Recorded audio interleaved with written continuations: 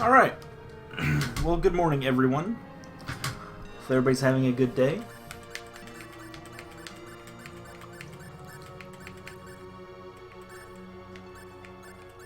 So, this is going to be the Star Ocean Relay. We'll be doing Star Ocean 1, 2, 3, and 4. And why did I skip the intro? Because I'm going to get started in just a second.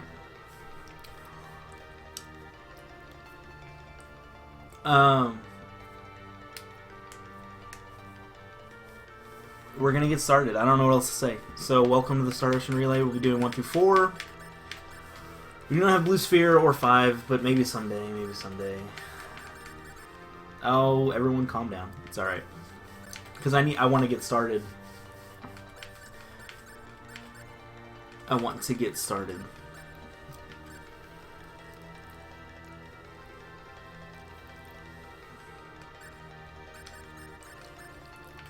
Alright.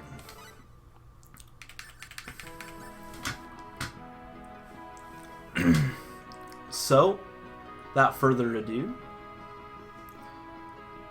let's go. You can't skip this cutscene here, unfortunately, so we do have to watch it and listen to it. This is a cutscene. If you guys have never played this series, or nobody's ever played this series, this game originally only came out in Japan on the Famicom, Super Famicom.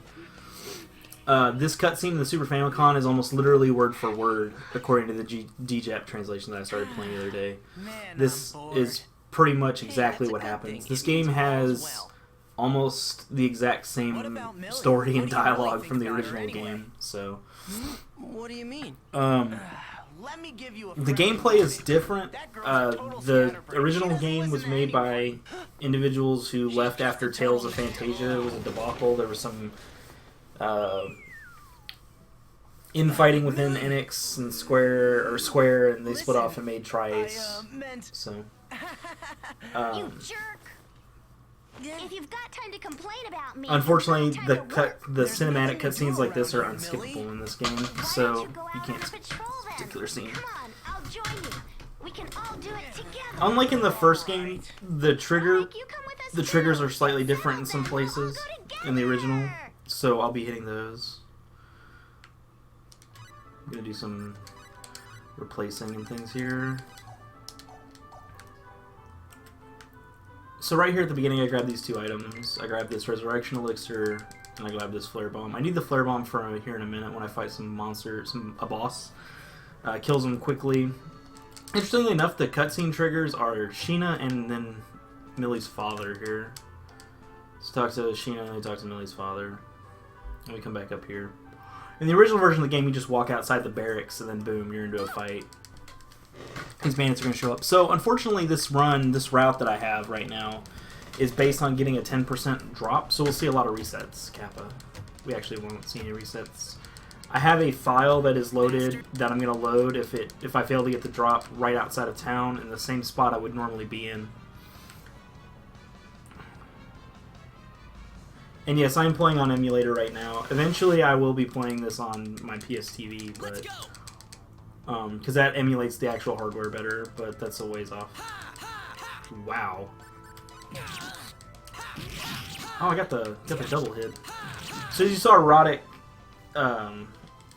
can hit on his backswing on stuff, so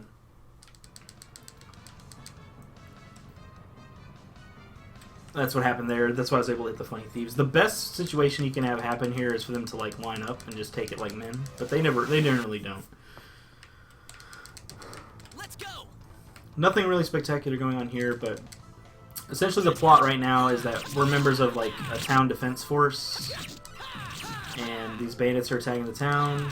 Oh, and if you're wearing headphones, I apologize for what's going to happen when I use a flare bomb. So if you're wearing headphones, please turn it down. The flare bomb sound effect in this game is awful. It's almost the exact same sound effect from Star Ocean 2. With the voice acting also in this game, interestingly enough, the dialogue's a lot harder to mash through because of oh, where is that Funny Thief coming? Alright, I need them to be grouped up. There we go. I warned you. I didn't get it. That's fine. It doesn't matter. I'll be the same levels. Everything will be exactly the same, except for my talents, but that's not largely... That's irrelevant. Roddick can only start with one of... or up to 3 talents, and none of them are the ones we want anyway, so it doesn't matter. So since all the dialogue in this game is completely voice acted, like I said, you have to wait until the dialogue box pops up. You can't just mash through it. Unfortunately, you're going to hear the flare bomb a couple more times.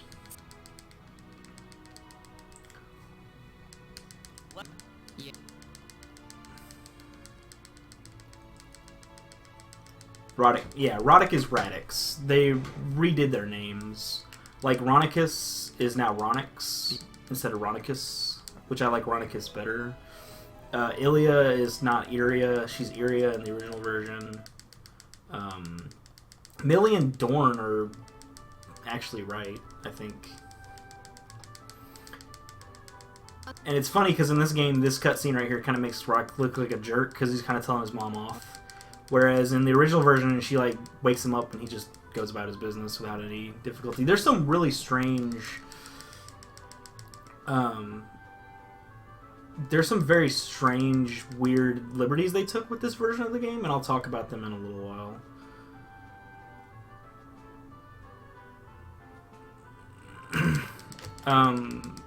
From what I've played of the... Because there are major plot holes in this game that aren't in the original version, which is crazy. Which is why I'm thinking about running... You also don't get this in the original version either. You don't get any of those items. Which is why I'm thinking about learning this Famicom version. So, and this little sequence here doesn't happen in the Famicom version. You don't have to go to Cool. But so now we have to go to the town of Cool for some reason to do a story trigger. So I gotta do a couple things really quick. And then I have to reload a file.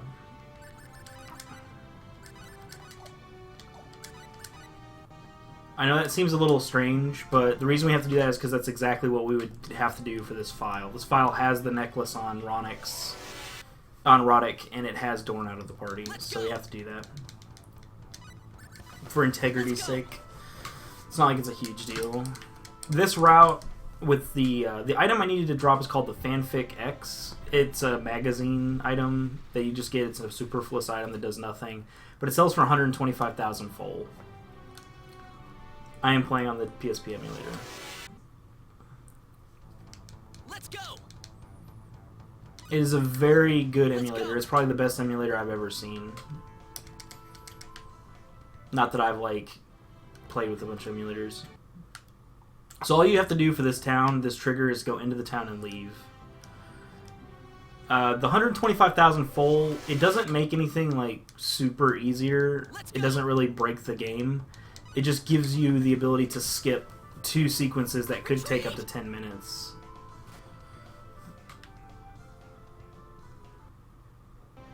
And you can get the drop normally. And ironically, in my casual playthrough, I got that drop out of nowhere. I had no idea what it was, and I just noticed it sold for 125,000 full. So... yeah, that doesn't happen anymore.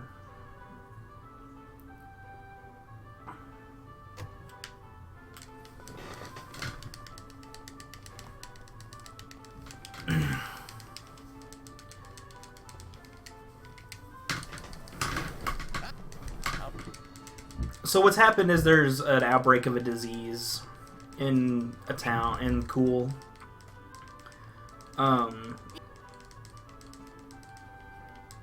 now her father, who's a healer, is going to go deal with it.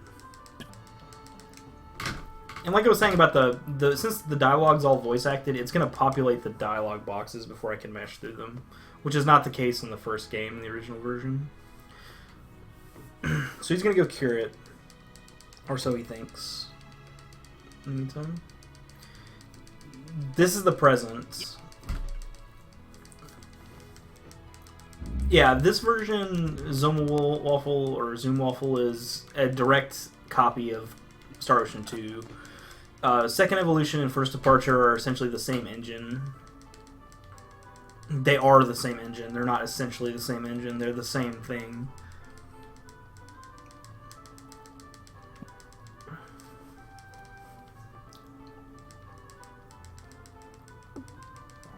Chronologically, yeah, 4, 1, 2, 3.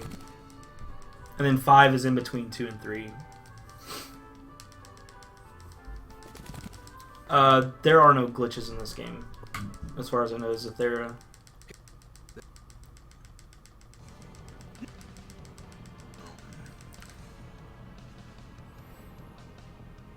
I'm sure the Tri-Ace crew is going to start pounding on SO5 as soon as it comes out in the West. Unfortunately, it has unskippable cutscenes. We've already talked about it, but I say the Tri-Ace crew. I run one game, by the way, just so everybody knows. I run one Tri-Ace game, and this is it. I forgot to take Dorn out of my party, which means Dorn is going to rush and attack something. Probably. Nope, I got lucky. Set to do nothing.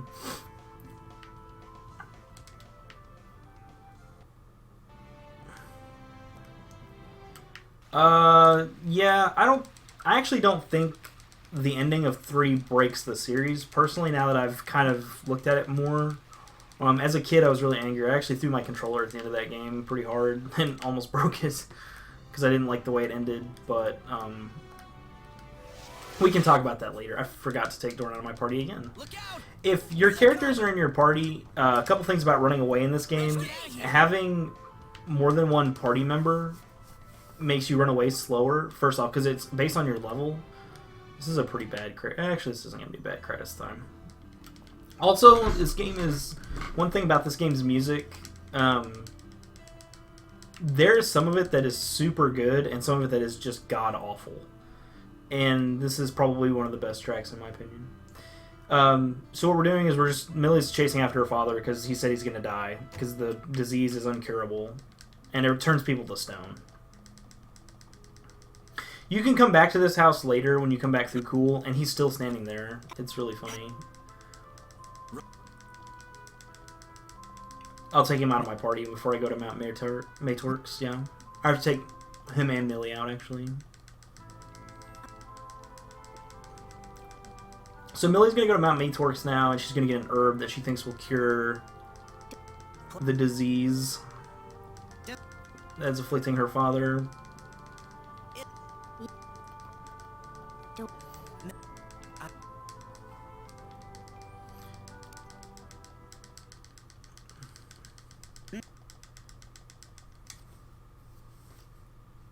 Nothing real spectacular here. Dorn has contracted the disease because of touching the bird that had the note that came from her father, so it passes by contact.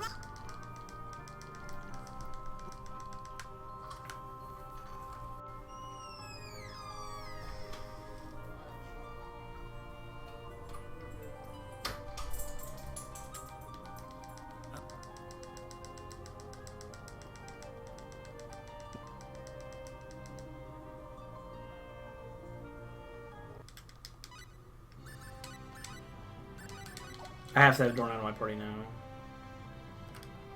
Maybe the crit luck. So, we have to go to Mount Metorx now, which is on the other side of Cool.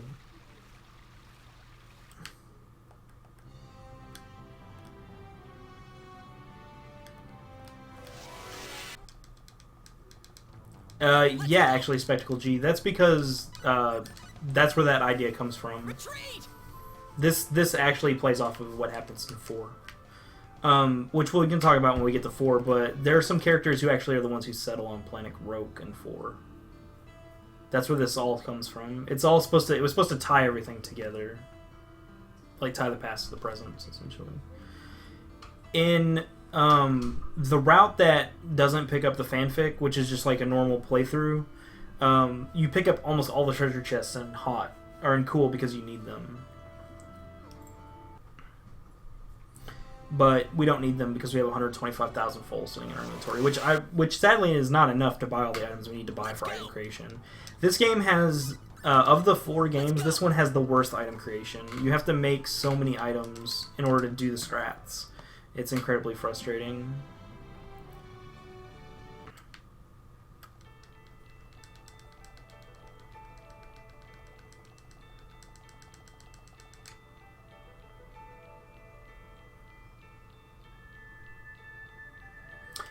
Yeah, there's a fanfic in this game. It's also in the original version of the game. So there are 2 mandatory battles on this mountain, but I'm gonna get 2 battles, or 1 battle going up for sure.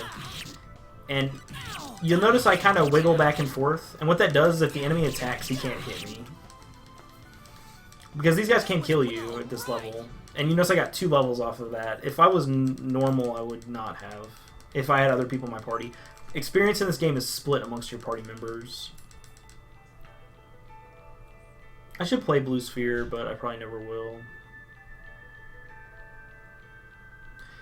And if you like Mount Metorx, don't worry. You're going to see it a lot. This is pretty typical.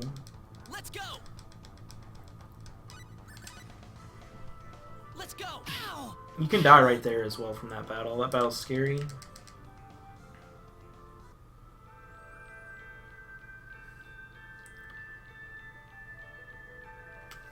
So again, we have another mandatory battle.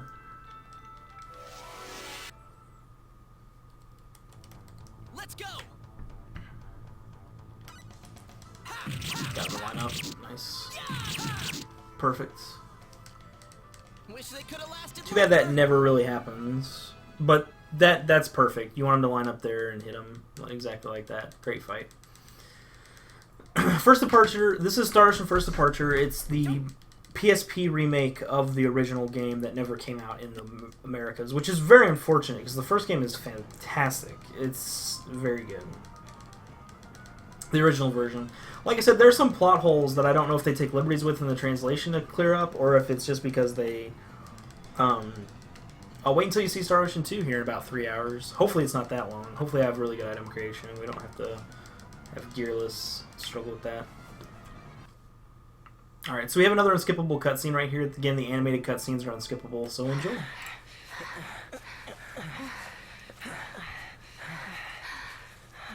There's the flower that we need.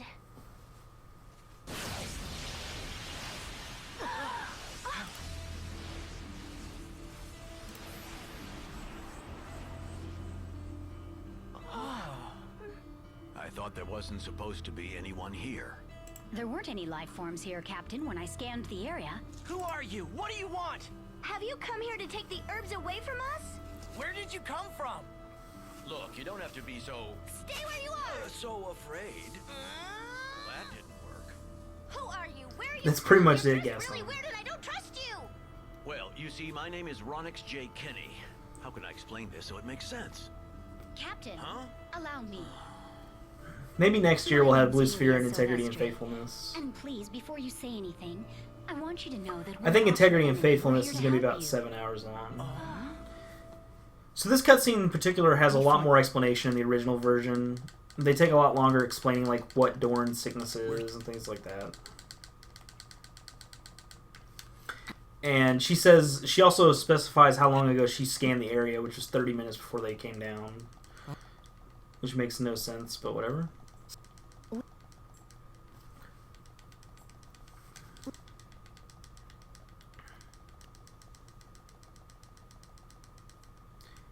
Yeah, it's only... Apparently, what I've read is like 20 hours. But anyway, they explain what's going on here, which is a biologic weapon. The sickness is a biological weapon that was deployed on Planet Rogue for a specific reason, which is actually never explained in this game.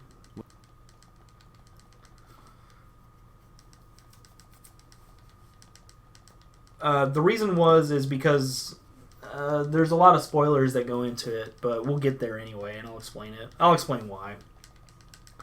It's something you have to kind of determine on your own. It's not something that's clearly explained. Take back to Bowman. Exactly. Exactly. So what they're going to do is they're going to teleport a person with a clearly infectious disease onto a spaceship with no decontamination protocols and put him in a bubble and hope that helps. Kind of just, but the it should be very obvious why it's done, but it's not. It should have been explained as well. Space humans are space assholes. Incredible. It's very close. Yes, I've never seen anything like this before. it's very close. This game casually is quite fun, actually. I would give it an 8 I haven't asked any of your names on yet. casual playthrough. On a speedrun, it's a horrible experience. Don't speedrun it. I'm Millie. You can speedrun it, but be prepared for... If you'd like to speedrun it, I have notes on my channel that go over the route, but there are... Captain, some serious headaches with item creation, unfortunately. You can't skip any of this text right here on the screen. You have to wait for them to go down the escalator.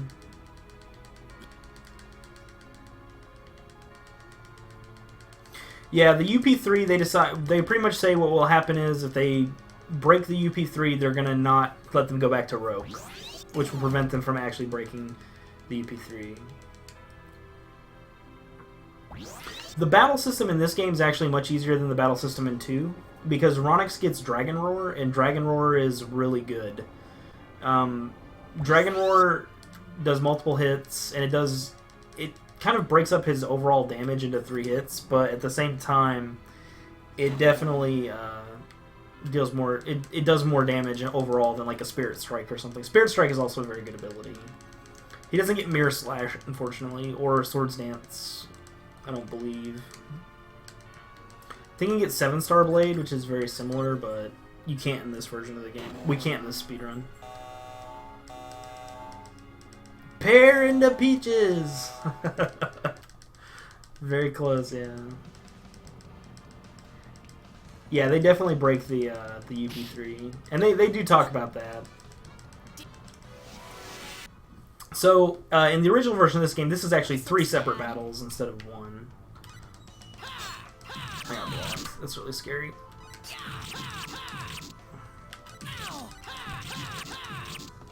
I thought I got 2 hits on him, I didn't. That's so rude. Yeah, if you want to hear that's something around 50 points, Ilya says that as well, because Ilya is Claude's mother. Spoiler alert! If you couldn't figure it out, I don't know what to tell you, but it is. At least I believe it is. It could have been the woman that Ronix was married to before Ilya, but I don't believe that. It's never quite said. What games are in the relay 1 through 4? I guess I should have put that as a Moobot command for DVR, because he's having to type it out every time. Or he can, as well, so...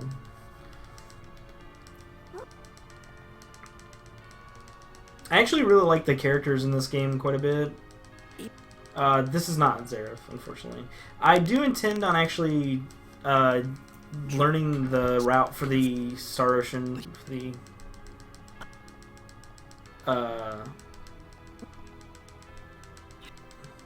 yeah.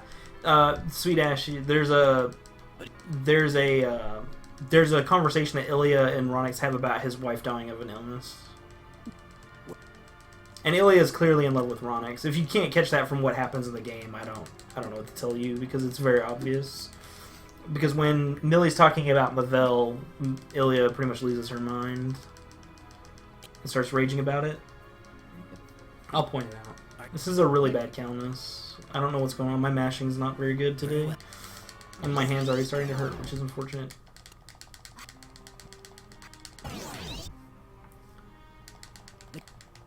Yeah. This NES's movement controls are a little weird, because you have to kind of like select and then move your character, like a cursor to where the character is. Yeah, it did.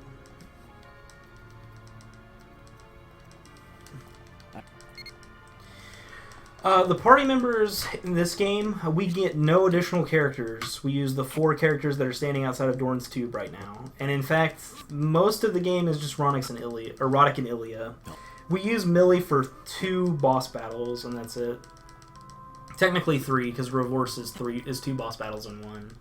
So now Dorn has convinced them that he wants to die in his bed, so they're going to teleport him back down to the planet, because you're sending a person with an infectious disease that if you touch him, that no one knows what's going on, down into his bed, where he will likely be touched by other members of the society, so he will be turned into stone. It makes no sense in this particular, for instance. It was not localized, Odin Smash, unfortunately. There is a translation patch you can get. There's a DJAP patch that has it. It's very unfortunate that it never came out in the West. It's a very good game. It has amazing sprite work.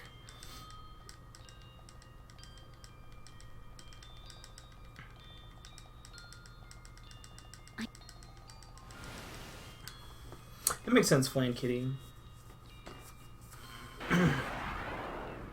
Because it did come out towards the end of the life cycle.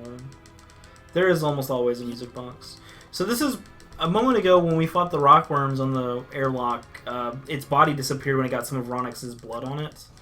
The reason for that is because the Rokians have a strange trait that they can see things that are invisible light spectrums.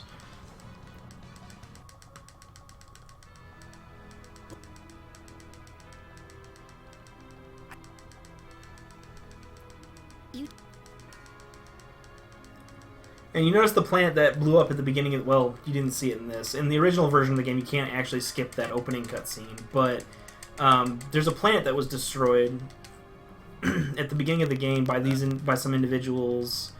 And what it is there's a there's a force in the universe that's trying to conquer Earth. And it destroys this planet here as to prove its point.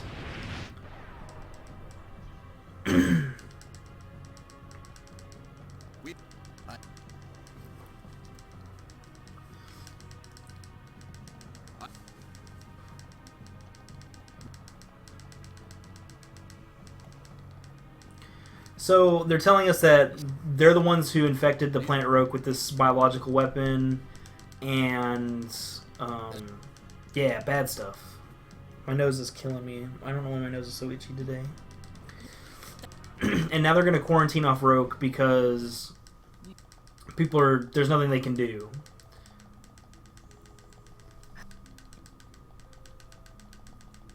No, I don't know. I can't remember what planet that is. It's like Planet Ash or something. It's just some random planet that I don't think has anything to do with it. Fergat is the final planet you're on in this game.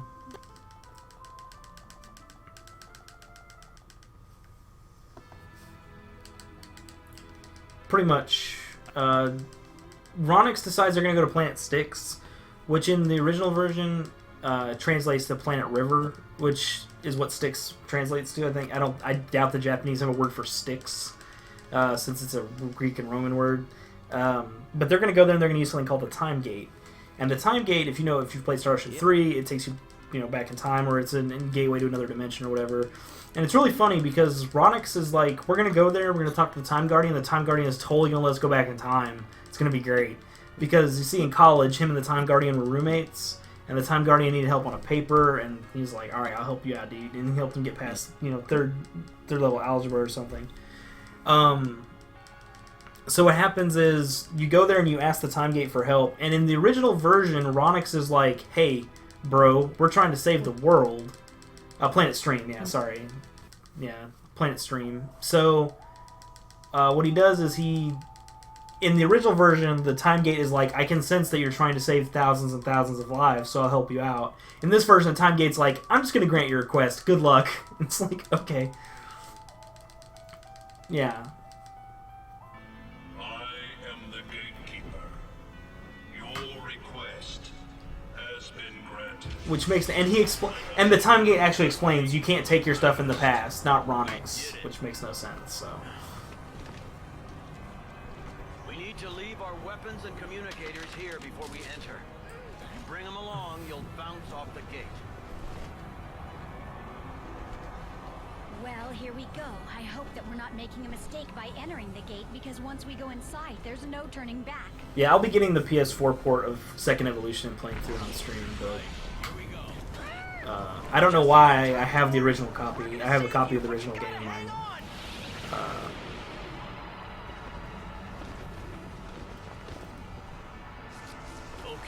In my desk right here. And it has the killer move glitch, so... Does Ilya have to cut her hands off?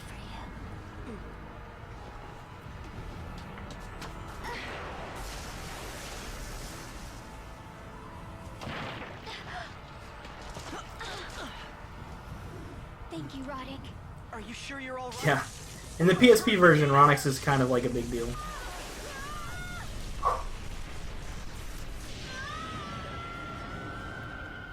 The Time Gate is flexible on what he lets you take back in time.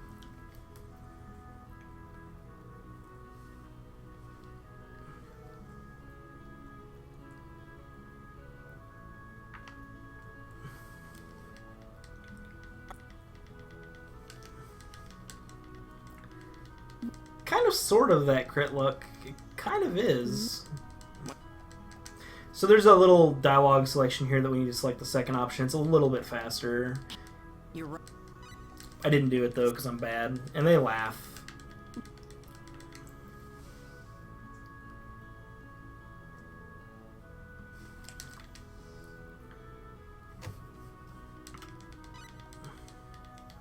So come over here, I'm gonna buy some clothes.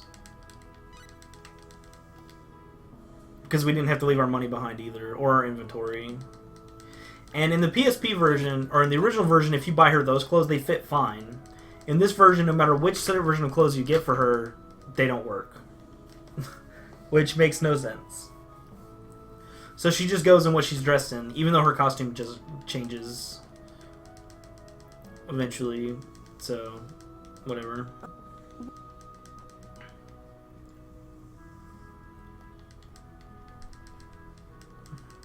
I'm not. Neither are we erotic. Neither are we.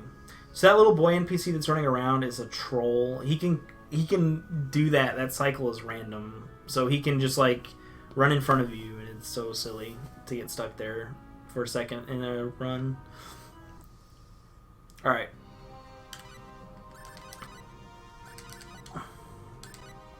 Formation strategy. I need her to be set on don't do anything for a while. Because eventually I'm going to be running into battles that I need her to not do anything. Let's go. Or when I do my grind, so... Retreat.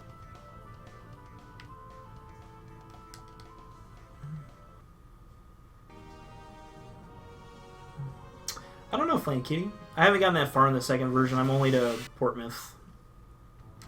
Which is where I'm almost at now. It's a bad time, but I'm not going to get too upset about it. Let's go. My mashing has been terrible today.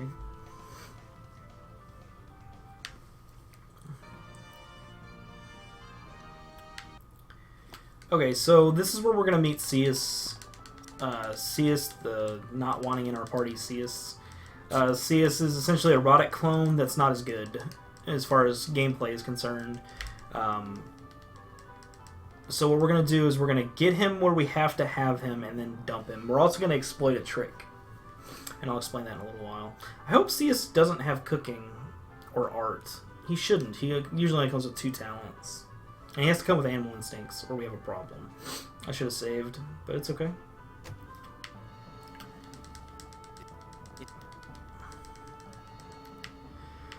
So I gotta do something here real quick. I gotta buy Sense 1. Talents are incredibly important in this game. We have just enough money to buy Sense 1 there. And you can't buy Sense 1 anywhere else in the game.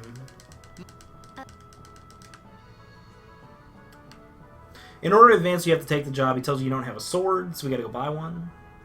Gotta run all the way back to the entrance and buy one. Fia is very good. I really like Fia in this game a lot. Unfortunately, we won't see Fia at all, except for one little section when she's in our party.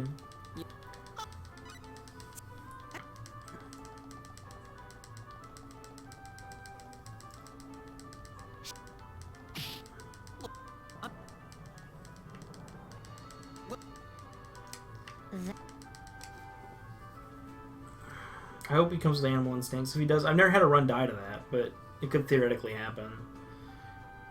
It would just make the run slower. By a lot. By like 15 minutes, which is just really unfortunate.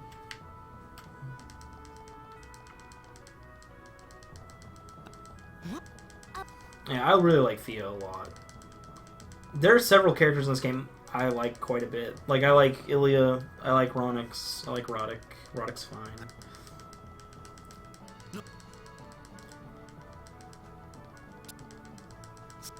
Yeah, it does. Yeah, unfortunately the relay information on the thread is ancient. I posted that back in like February and it's not quite correct. Apologies. I've been kind of swamped with things going on and I haven't given this as much attention as I should have. So again, we're going to exploit the fact that you escape faster with having a person of higher level. I should check as well. Please? He doesn't have any talents. Ooh, that's bad. Alright, okay, that's fine. It'll be okay. I can try this, but it probably won't work. Roddick doesn't have any talents either. He could learn it, but it's going to be really close. We better get serious. Anyway, so Run away! what happened there is we're going to have a 50-50 chance for this to work, which means I'll know pretty quickly if it doesn't work, and then I'll have to do it with Fia. So what I might do is not even bother doing it with Cyuss, and then try to do it with Fia. We better get serious. Which means my money's going to be a little bit messed up, but I can make it Run work. away! Run away! Because Fia can come with animal instincts as well. And if she comes with animal instincts, she has enough points starting out to get what I need her to get. So Cyuss is going to be my purity dog this game, it looks like. I'll have to learn an additional talent with him, which is really unfortunate. We better get serious about this. Let's get out of here! So again, your higher level, yeah, it's possible. He's probably a clone because the developers were lazy. In the first game, he's a little bit different. His sword is different. Like, he uses a two-handed sword, so he's a little bit different. Serious about this. In this version, he's almost exactly the same as Run Roddick. away! Run away!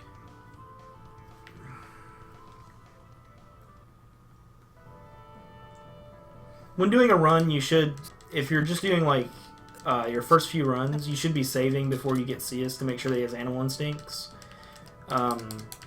If you're doing PB and world record attempts, or if you're doing world record attempts, you should not. You should just take the chance that he doesn't have it.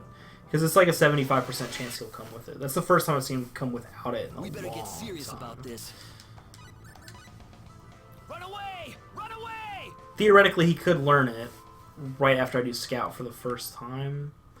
But I think I'm going to take a chance where Fia will know it, and then just get Fia as high on her stuff as I can. It's a very minor inconvenience at this stage. We better get serious about Now, if this. Fia doesn't know it, I could have a problem. Let's get out of here! Because learning animal instincts is kind of hard. It either works or it doesn't. There's really not a... Don't want to take that chance. Anyway, the reason I say that is because here in a little while, what we'd normally do is we'd learn an ability called Danger Radar, which decreases your encounter rate by 50%. We better get serious about this. You can't turn battle voices off in this game either, by the way.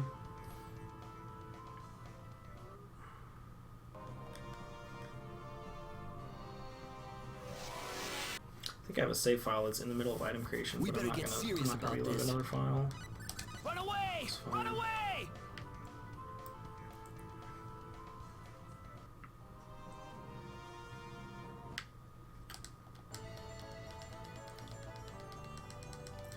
Running away is very easily devilic if you are the correct level and you only have one party member.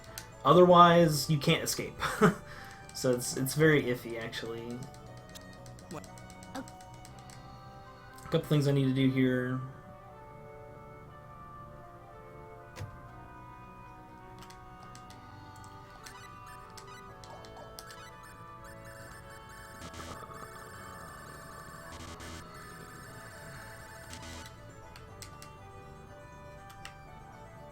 It's alright, Cyuss is about to leave our party forever, so we don't have to worry about that anymore.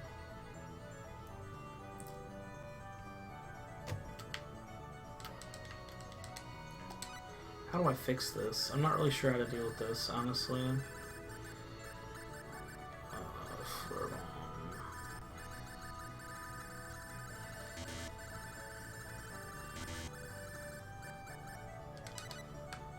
Could teach him 2 talents. Raise purity. Okay.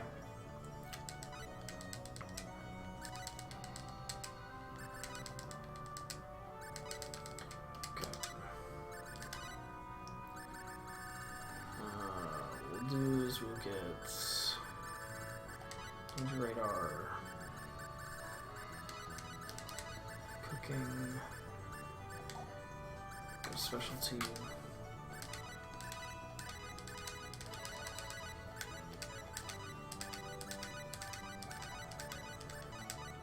Trying to learn animal instincts real quick.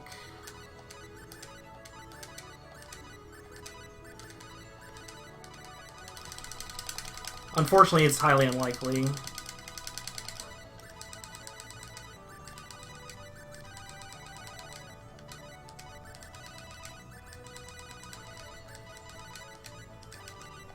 Okay, it's not gonna work. It's fine.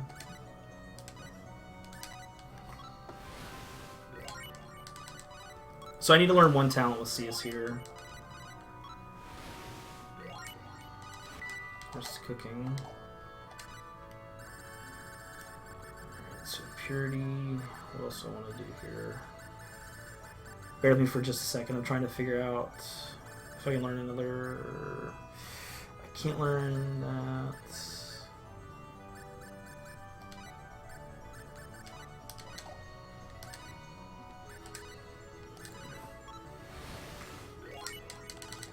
So I've got to hope that he learns art pretty quickly.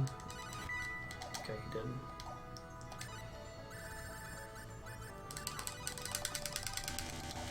Alright, so that gives us a bunch of money. Purity gives us money. So what happened there... what happened there is I was trying to... If Cyuss comes with an ability called... a talent called Animal Instincts... I'm about to get rid of Cyuss as well, by the way. So you can do this in the original version as well. Is there some... That ain't... And I'm sorry, I'm going to mash a little bit slow here. I'm not exactly confident in my abilities lately. So... Hang on. We don't want to deliver it to Bedam. So now Cyuss is going to leave, and then he's going to be like, hey, are you sure? Goodbye. Don't stop him. Goodbye. So, away with him.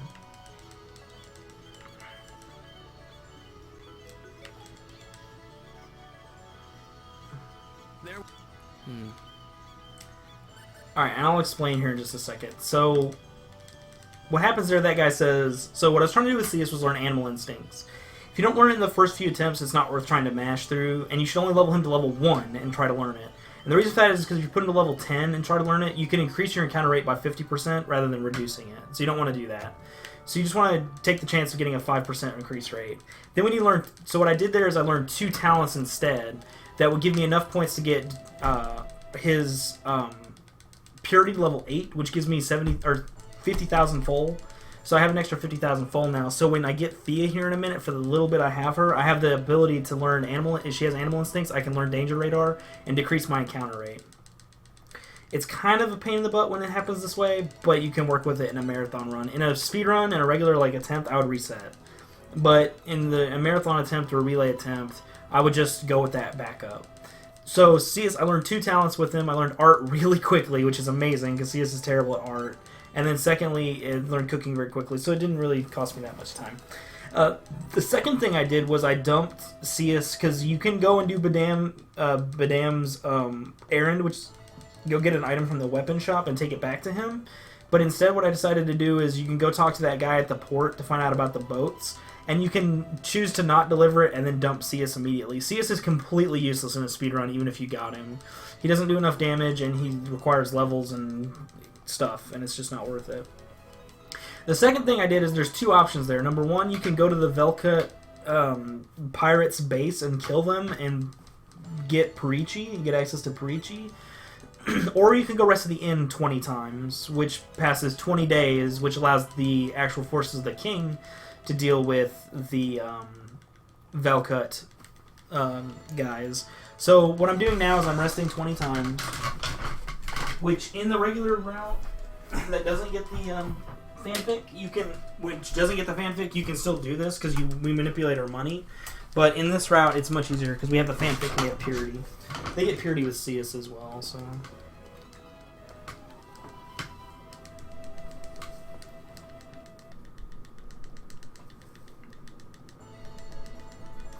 And you can just not even count, because Roddick will say that should probably be enough.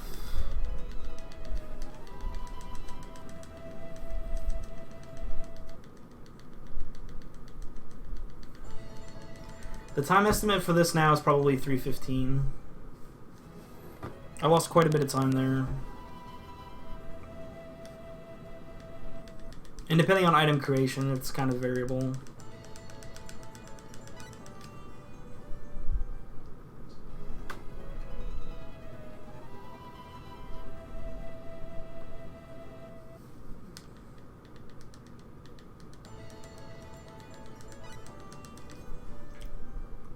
Unfortunately, this is something we do end up having to do.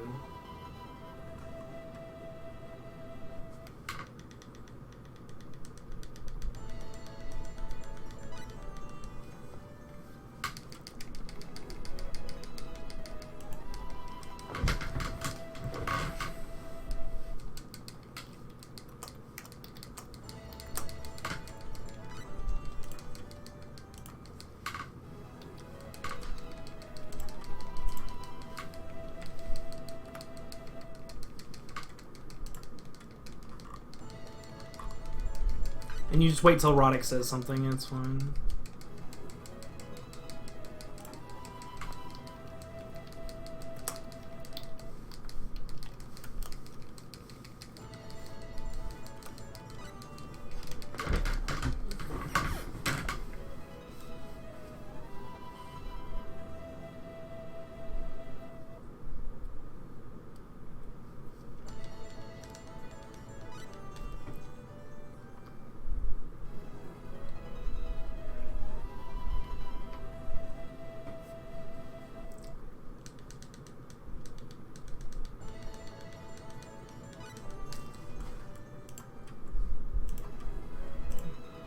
Takes like 8 minutes, I think, or 6 minutes.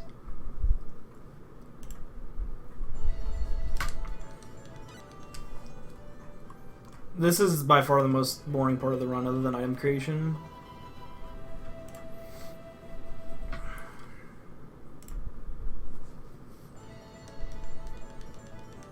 Okay, so you saw Roddick had an emote there. He said something. He said that should be enough time. I just hope Fia has animal instincts, or it's going to mess up my route quite a bit.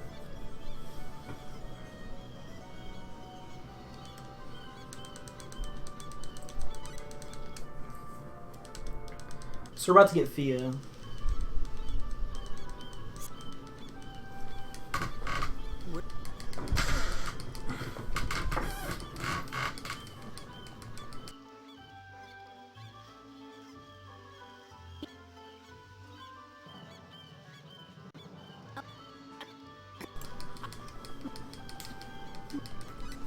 Okay, so we get Fia here. We used to skip her because it saves a couple of seconds, but now I gotta do some stuff here. Hold on just a second. This is on PSP, actually. Please, please, please, please, please, please, please. Ah, thank you. Alright. I might have to learn a talent with her. I'm so good at life. So what this does is, this is now gonna set my encounter rate to 50%. If you don't have the Animal Instincts talent, it won't work necessarily.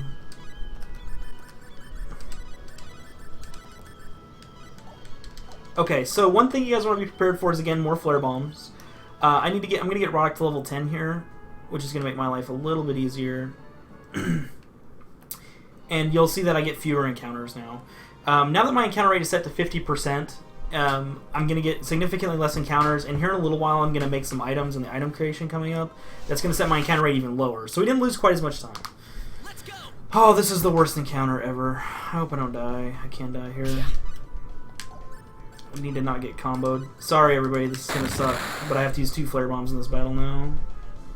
You really only want to get the worms, because then you only have to use 1 flare bomb, but... That was what I can feel the power flowing.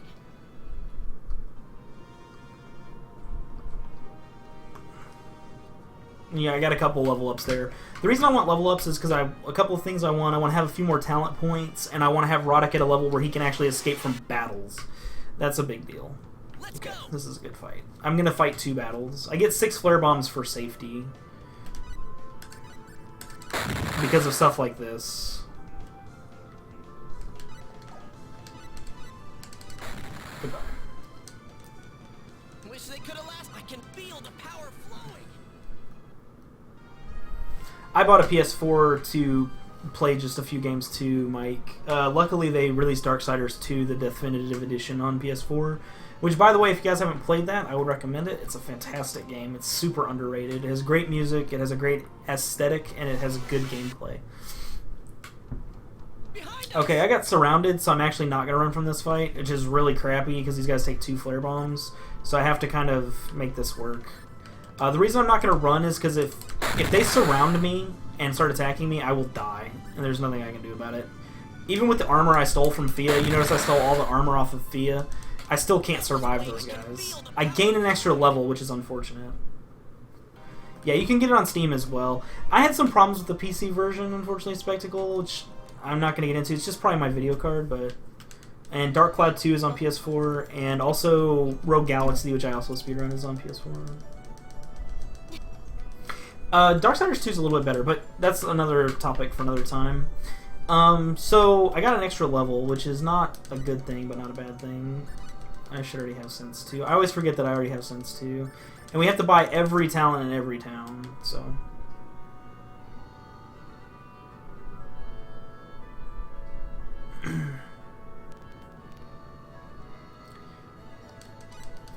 And now we're going to go over to Astral, and right here, Fia kills a couple guards. You can't skip this text, so... What are you doing?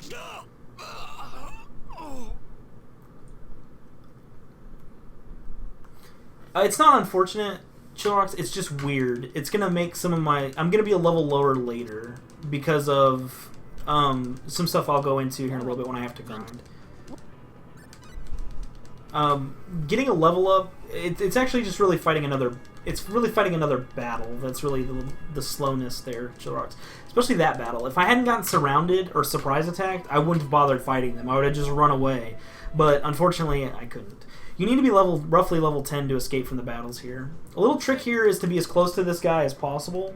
Like, you saw me kind of run at an angle to him, because if you run towards the door, Roddick will walk all the way to him, which is really crappy. Why do I talk to this person every time? Every time. You don't need to talk to her. You need to buy everything here. So I'm going to buy a few items. I'm going to buy 12 of these for safety because I almost died yesterday or the other day in practice, which was really unfortunate. So make sure I have those. I want a few of these. 20, 10...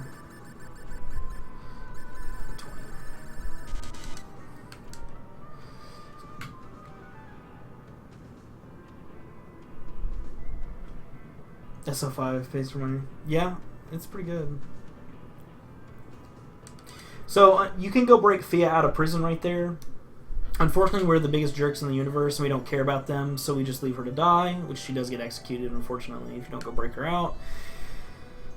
Which is sad, because she's super good. And then we're done here, and we're moving on. And I need to take Illy out of my party. And you can see Roddick's level 11. Normally he's level 10. Level 10 will allow you to, is the bare minimum to be able to escape from battles on this in this area. I'm saving, by the way, out of just panic.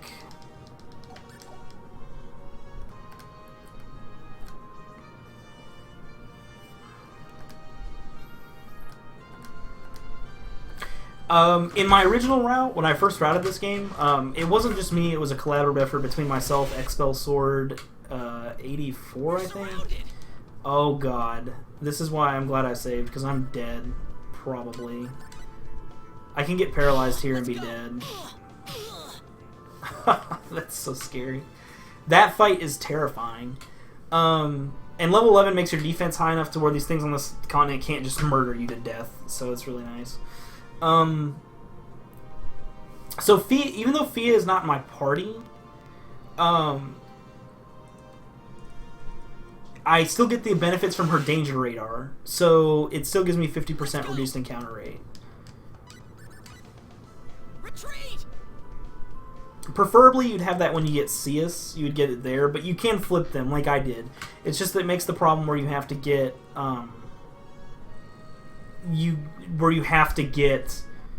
do it differently. You have to get a second talent with Cyuss, which is really unfortunate. So this is where the Celestial ship, which we didn't go to in the early part of the game, you might have gone to on accident if you were playing this game. If you were playing this game casually, where we have to go check it out, and you can't skip this, unfortunately. Yeah, unfortunately. Star Ocean 2 is my favorite game of all time. I say that all the time. I don't speedrun it yet, but I probably never will because it's... I like playing that game casually, sort of, I guess. I don't really play games casually anymore, it seems. But that's an item we need for later. That's a Cinderella glass, which reduces the cost of items in shops by 50% when you use it, but only on one trip. Unfortunately, you can't skip this as of yet. We haven't been able to find a way to skip going to the Celestial ship. You know what? I might try it now. Let's see. Let's try. Ottoman. Okay. That's what I thought. Yeah. Ah! Okay. I knew that, but I wanted to double check just to make sure.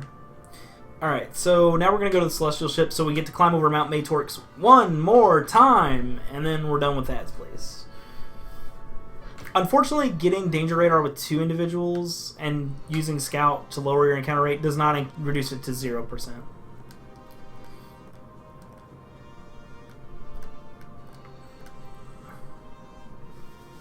It doesn't reduce it any lower. I'm hoping Gearless gets on soon. He hasn't been on yet. Let's go! Retreat!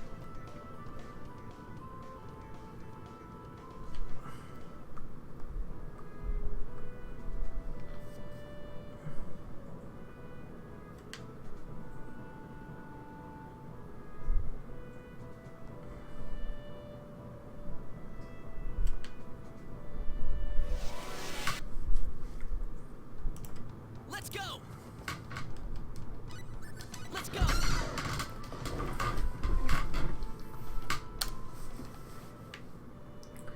So unfortunately, we have to climb over this mountain one more time.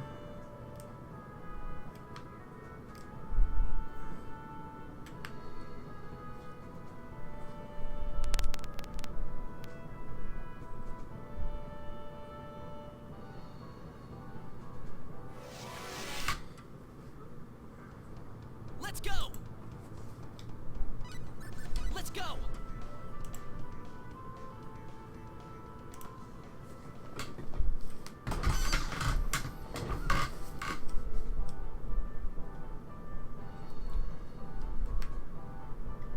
That cave right there, you can go through...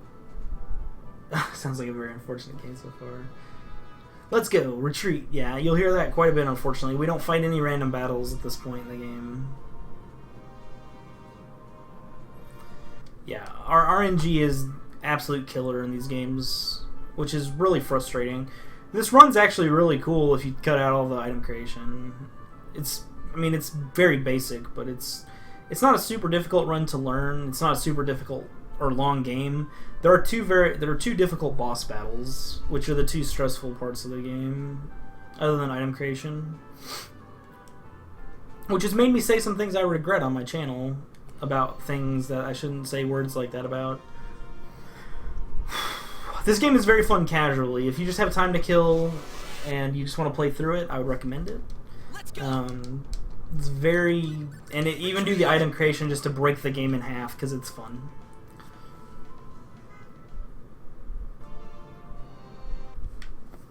Okay. So we're going to go to the Celestial ship. Nothing real spectacular here. Potential kill your run. We're not salty about this at all, guys. We're not.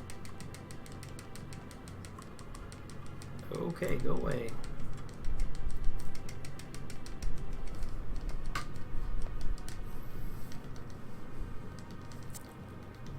Well, that's why DDR is running it and we're not. So Ilya notices that the ship is kind of like of a early Earth design, and she's not sure as to why.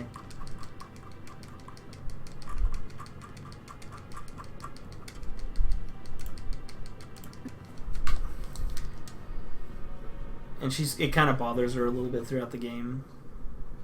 Am I a minute ahead now? Maybe I should start doing that to see us every time. I don't know. No, it's 56. It's okay. Okay. So we're done with this part of the world. We're never coming back over this side, ever. So if you like this area, take a mental picture of it, because it's gone forever. So what we're going to do is we're going to go back over Mount Metorx, we're going to go back to Portmouth, we're going to go back to Trop, and then we're going to go to Ekdart. And Ekdart, we're going to get Millie, excuse me. We're going to get Millie back. And she comes at level 30, which is why we're not worried about Millie's levels earlier. Rip hot. So this cave that we're going to run by for the 6th or 7th time, I haven't talked about it at all, but I'll talk about it for a second. This cave inside here, in early routes of this game that we were working on, we tried to figure out a way to kind of figure out a way to get in that cave. That cave has a ton of like high-level monsters in it, and good armor and good weapons, but we don't need any of that stuff anymore, because we're going to manipulate some stuff here in a little while. Let's go. Let's go.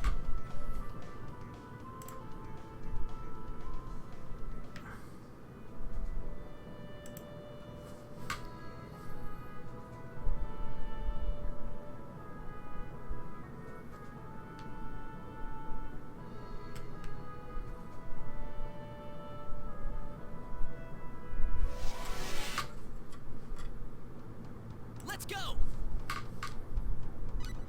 Retreat.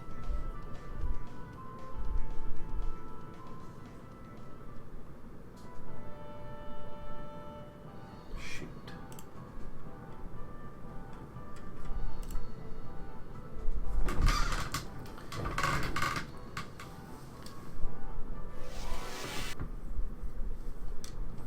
Let's go. Yeah, the speedrun for 4 is actually interesting.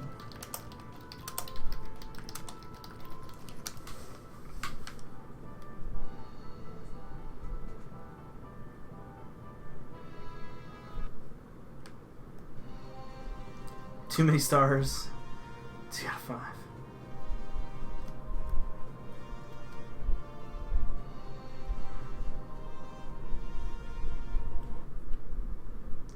What's the most optimal party for a run in this game or in Star Ocean 4? I don't know in Star Ocean 4. I think he uses a couple of different people. I've watched him do a couple of runs, but it's sometimes it's hard to keep up with the action in that game personally.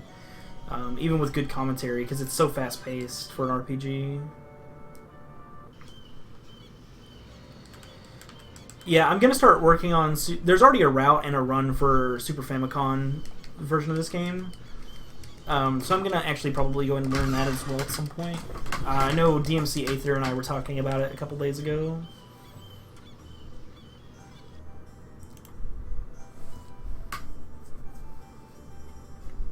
So I'm going to play through it casually at some point. Is this Tech 3 or Sense 3? I never can remember which one I have to buy here. I have it in my notes, but I don't remember off the top of my head. It's Sense 3 and Tech 3. Okay. Yeah. Because Aether likes to run games that have lots of RNG in them and are in Japanese. Millie.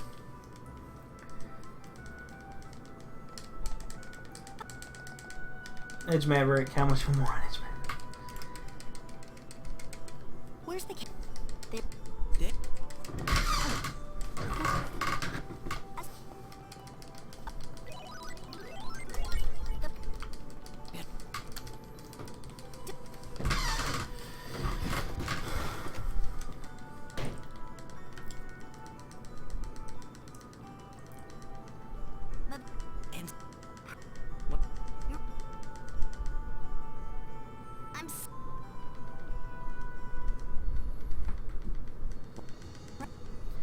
Was Fate really a moody teenager? I never really got that from Fate. I always got kind of a... kind of meh. Okay, so...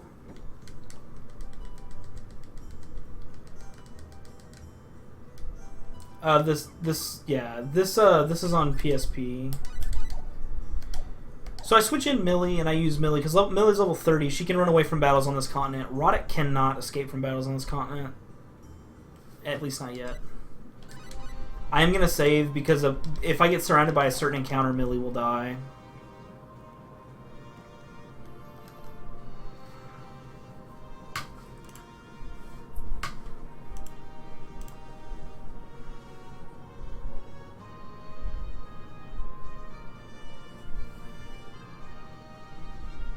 Airheads. We can't lose this. This is not the battle I was concerned about. Let's get out of here.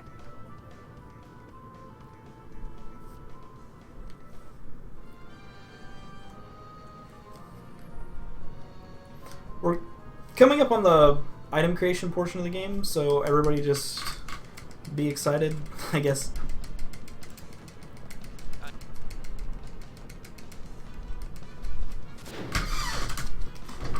Millie went from level 1 to 30, by the way, or 2 to 30, if anybody was curious.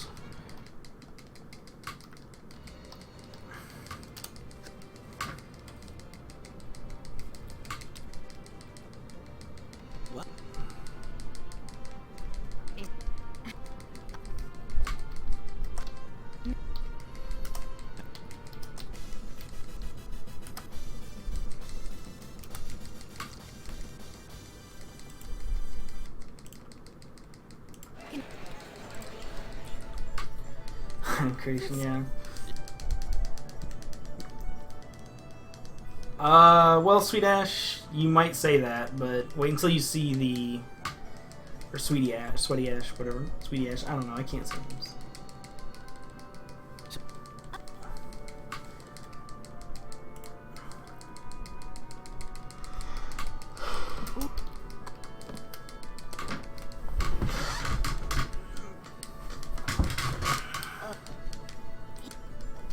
Oh, just Ash is fine, sorry.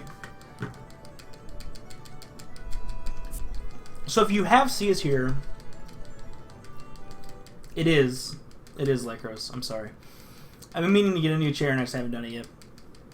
Item creation is horrible in this game. This is Star Ocean First Departure, which is the PSP port of the first game. Normally, if you have Cyuss in your party here, if you have Cyuss or Ashley, I think, I don't believe you can get Mavel.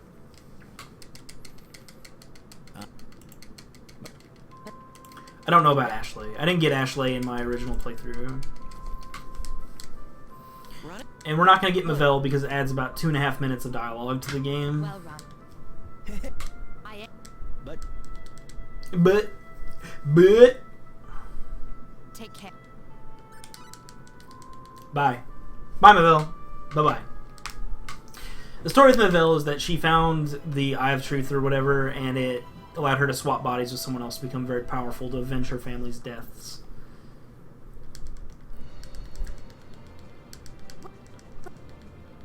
Yeah, the original characters in this game have... The original sprite work in this game for SF, or for Star Ocean 1 is super good.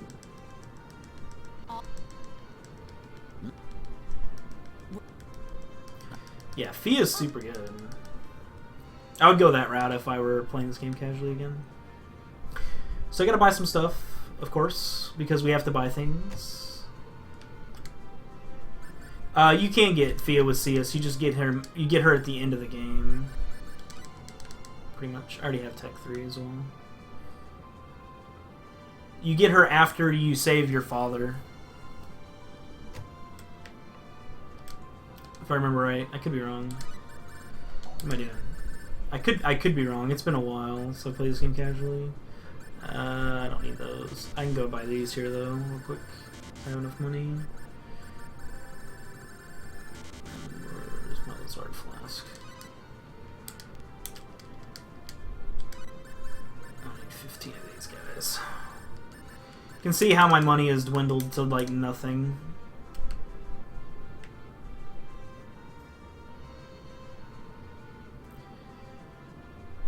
Okay, so in this situation we put Ronix actually as our only party member. Ronix is a little, even though he has a little bit less HP, he's more durable. I'm gonna save again because things happen. If I get surrounded by casters out here, and the double cast eruption, I will die. No matter who I have in my party. One of the things about this is that in the original version of the game, in the Super Famicom version, you can't take Ronix out of your party. Don't look back.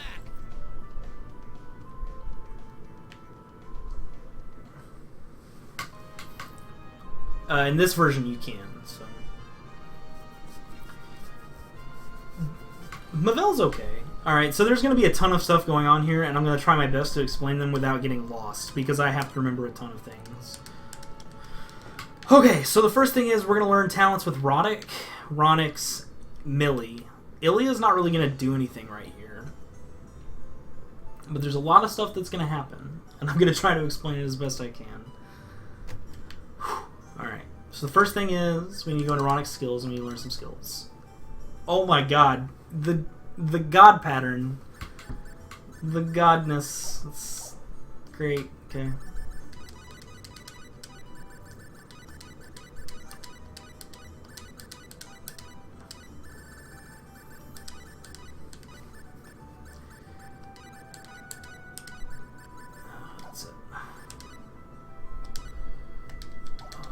He has originality already, doesn't he? He has design sense.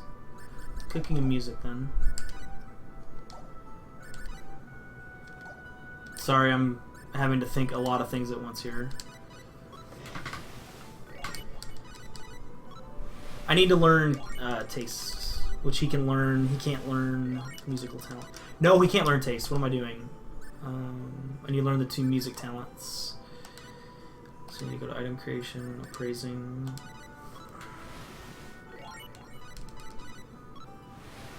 Okay,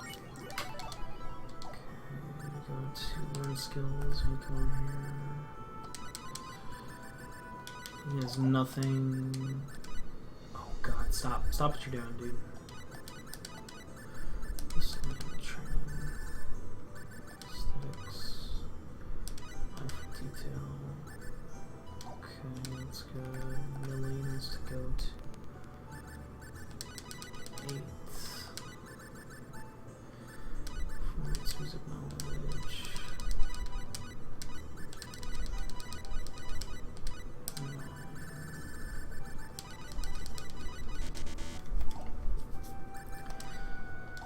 Okay, 74,000. That should be right.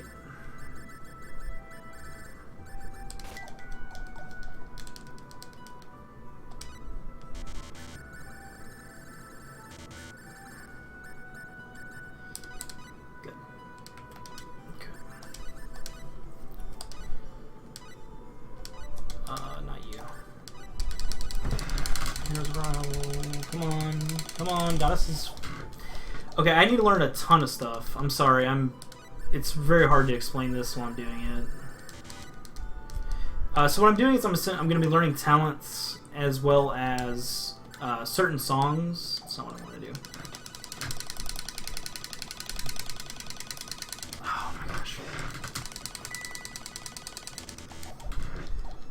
She must know the other one.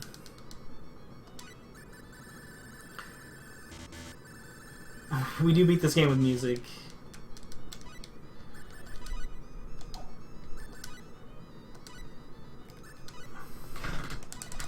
Got survival. Perfect.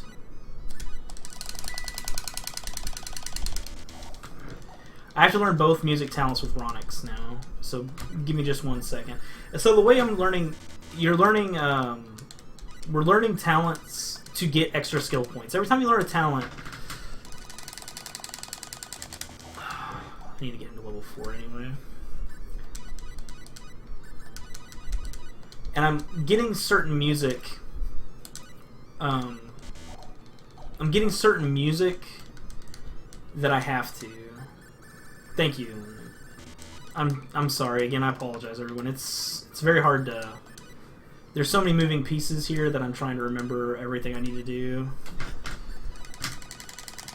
Come on, Ronix. Come on, dude. Of course. He can learn listening. I know he... Can he learn listening? He might be able to. Okay. Let me look at his skills. He has rhythm sense. Give it one more shot here. Got it. Perfect. Okay.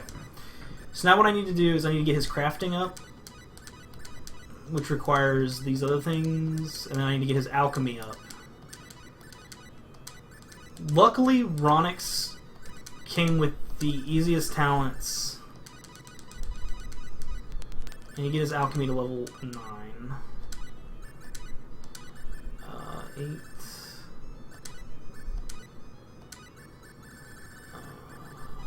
I don't know if that's going to be high enough. We're going to see. Let's see. Can you make... Yeah, we're good. Okay. Alright, so now comes the other fun part. So I learned Goddess's Arrivals because it increases your ability to actually complete things.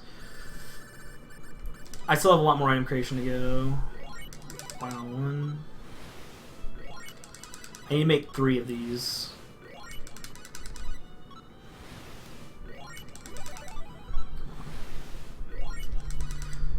Never identify items when you're doing this, by the way. Always assume it didn't work. And I need 2 Damascus.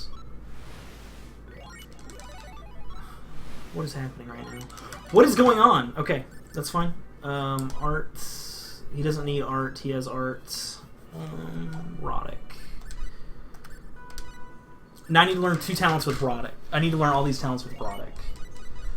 So we're going to be sitting here for a second. We have to learn 5 talents with Rhotic.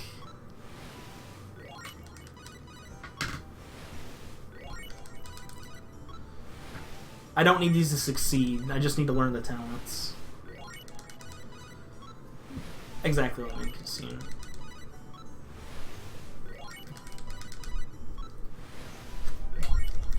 Orchestra's OP if you can learn the stuff that goes with Orchestra, which we don't have time to mess with. Please.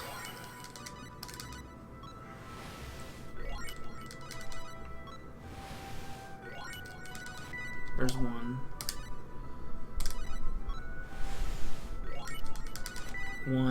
I need to learn 2 talents off of this. Okay, that's really good. And I learned 1 talent here.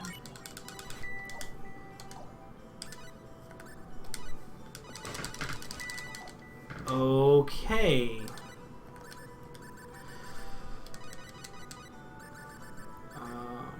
Neurology, for detail.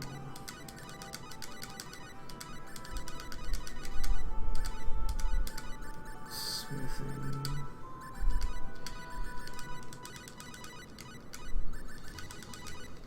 Customization 7.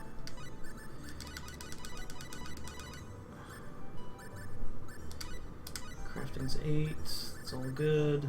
Okay. Millie sells 128 points, which is good. Okay.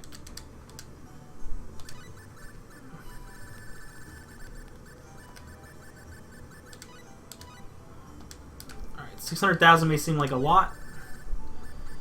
It's really not. Alright, now we gotta do some other stuff. First things first, let's go ahead and finish this up.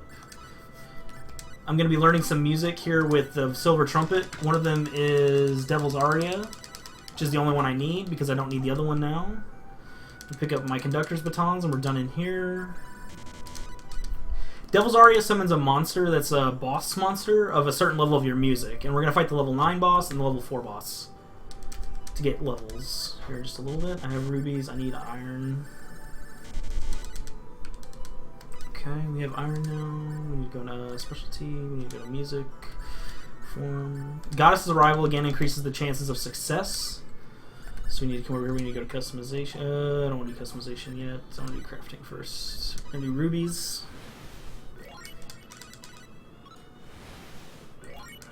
We're going to make 2 berserk rings. Goodbye. Customization. We're going to customize the Sinclair with iron. And we need to make a, we want to make a holy sword. Or a Walloon sword into a holy sword would be great. There's the holy sword. That's the wrong item! I clicked on the wrong one. I made a ruby into a carrot. Yes, I did. Again, we want to play the music whenever we're trying to create something. I'm trying to make an item with Ronix right now that is a called a Pendant of Intimidation.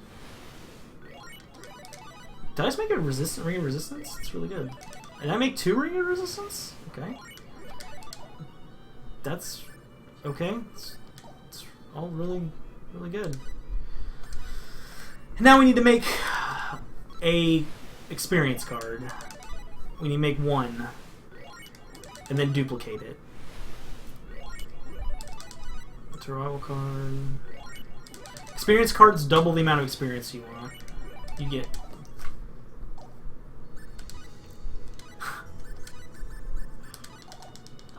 I just want...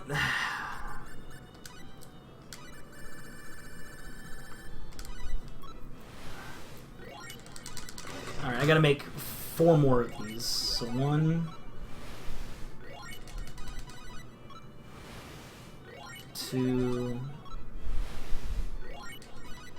Yeah, ring of resistances are actually really important. 3... 4... I can try to go ahead and copy it now, which is really good.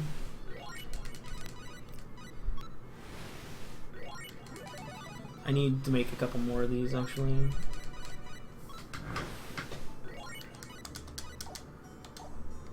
I might as well go ahead and just do it now. I'm gonna have to do it later. I want to have 4 Ring of Resistance, actually. Which I can pick one up, which is nice, but I would rather just duplicate it here. 3... If I don't make another one now, I can always just pick the one up in the Purgatorium. I'm going to make 1 more if I can, just for safety. Perfect. Okay. I only have to make 1 more item now. That was a great item creation. And we're not done yet, though. The next item we have to make is a Ring of Avoidance, and we have to make it from a Philosopher's Stone.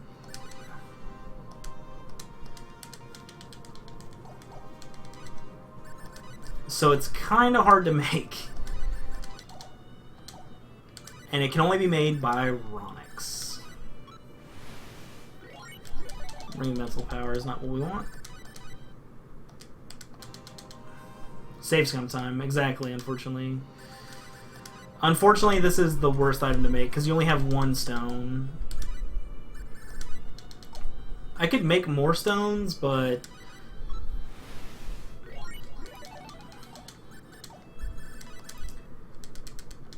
Unfortunately, it takes longer to take the chance of making more stones than it does to actually just go and hope.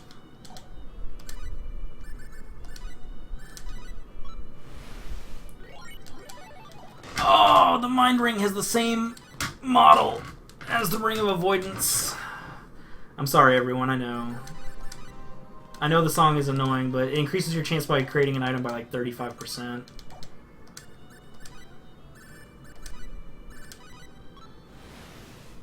There it is. And we're done with the music, everybody. We're done with it all. I do not have a commentator, I'm sorry. Okay, so everything that just happened, let me explain while I have a second here. Actually, let me wait until I'm done with everything here. Hold on.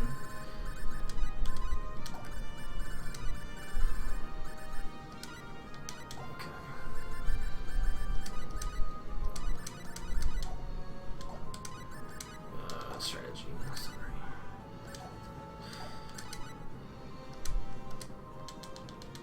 Okay. Yeah, no bunny whistle. Specialty. Okay. So now what I'm going to do is I'm going to walk...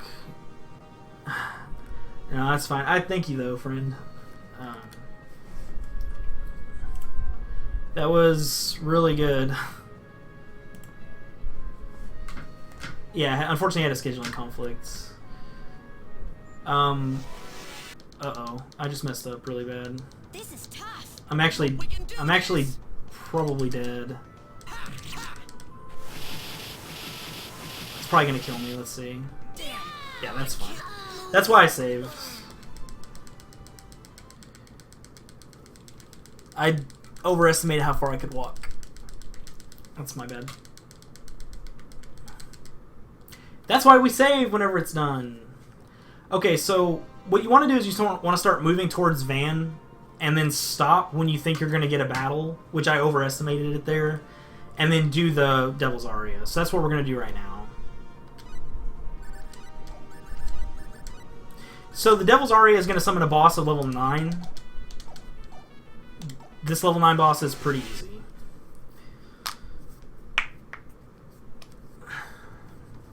So this is him. He's a bandit lord. He's very strong, right?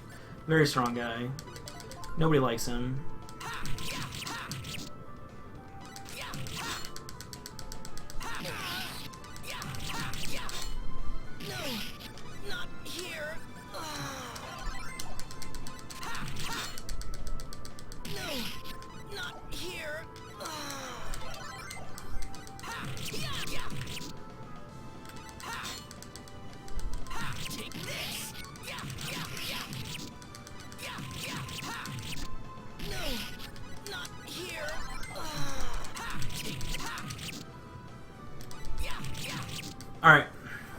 Okay. Guess it really was that. Rock just gained 34 levels. I don't want to be a drag on everyone. Whew.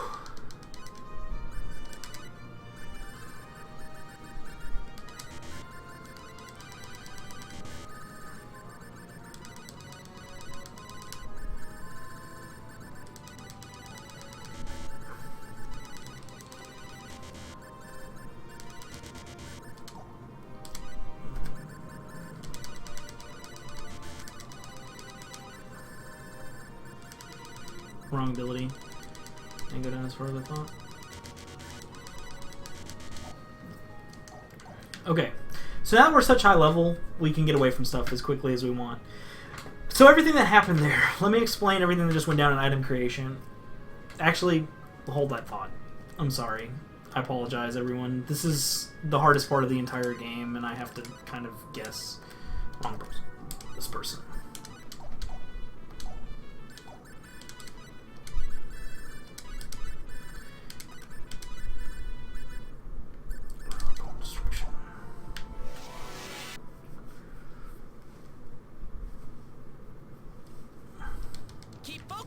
So this boss is the level 9 boss. He's quite strong. There's a lot of HP. Get ready to hear this ability a lot.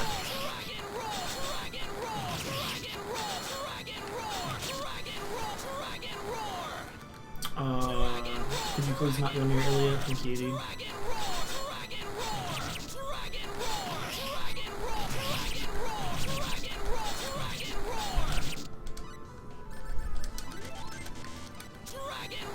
If you go near him and he hits you, he has a 100% chance to paralyze or petrify you.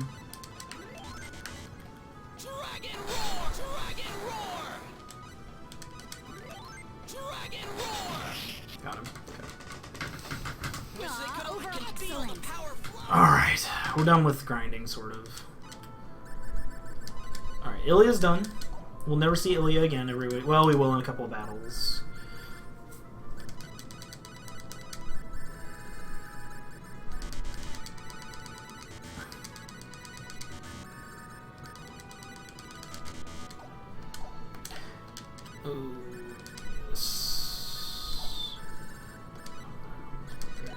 Okay.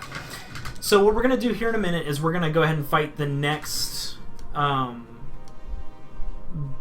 next step. It's not over yet, Soul MK2. There's a lot more gonna happen here, and I want to get to the next bridge, but I'm a little bit nervous. Well, it wouldn't matter actually. Okay. Okay, so the Devil's Aria summons a boss. The Hero's Return summons regular enemies that you fight, which is another song you can learn. I have to not mess this up like I have before. Never ever auto-attack this guy. If you do, he will turn you to stone and you will lose the run. Oh, you won't lose the run. You'll have to reload from wherever you save. So the reason I back up and then move forward is because it causes him to chase me a little bit, and it keeps space between us, which is very important. Okay. I hope you're watching, Father. Level 71, I think? 73.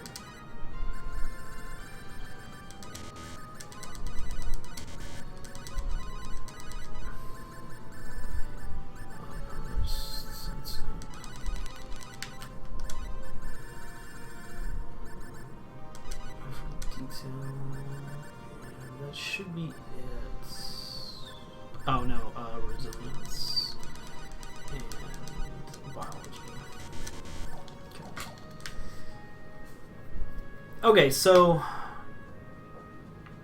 onward we press. Everything I did is there are several things I did. Number one, let's talk about item creation. The items I made a Holy Sword, which increases Roddick's attack. It has 860 attack power. It's a very powerful weapon.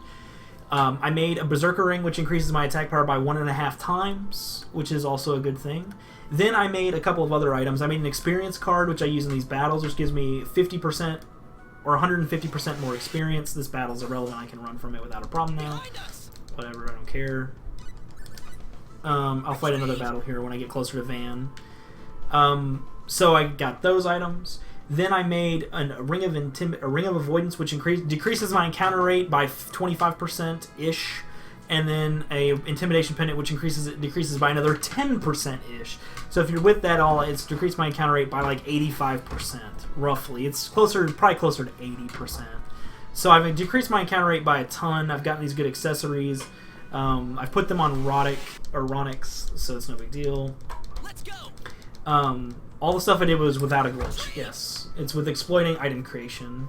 And my item creation was super good. I learned talents very quickly, except for the music talents with Ronix, which is not a big deal, because I was just able to mash through those. And one more fight. Excuse me. Not Millie, Ronix. And the music I learned, the Devil's Aria fights bosses. It brings in a boss-type monster. Oh, I have one more battle after this. Why do I have one more experience card? Oh, wow. That's my bad. I miscounted. It's okay. When I get to higher levels like this, I can milk these guys pretty quickly.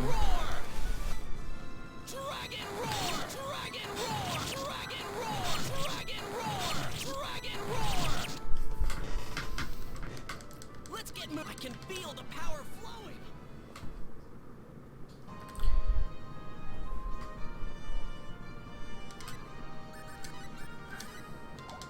Learn skills.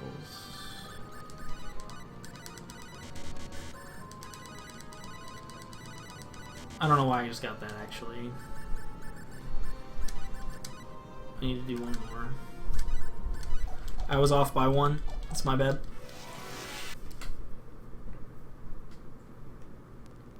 No, you make 5 experience cards.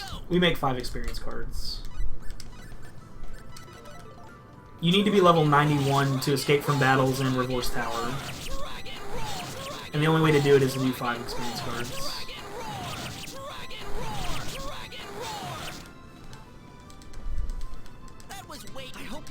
I should be level 90 or 89 at least. Yeah, we're fine. Technology needs to be max. Smithing is good. Piety. That's good. Alright, we're good. Level 89 means I'll be level 90 by the time I get to Reverse Tower. I must be level 91 in Reverse Tower to run from battles. If you're level 90, you won't be able to escape. Or quickly. Dragon Roar, exactly. So that's the end of item creation. So I made the not you. Combat 3 is all we need to buy there. We need to buy plate greaves and a kung fu top here. Oh, talent up. Kung fu top. Greaves. Oh, he's already equipped them. My bad.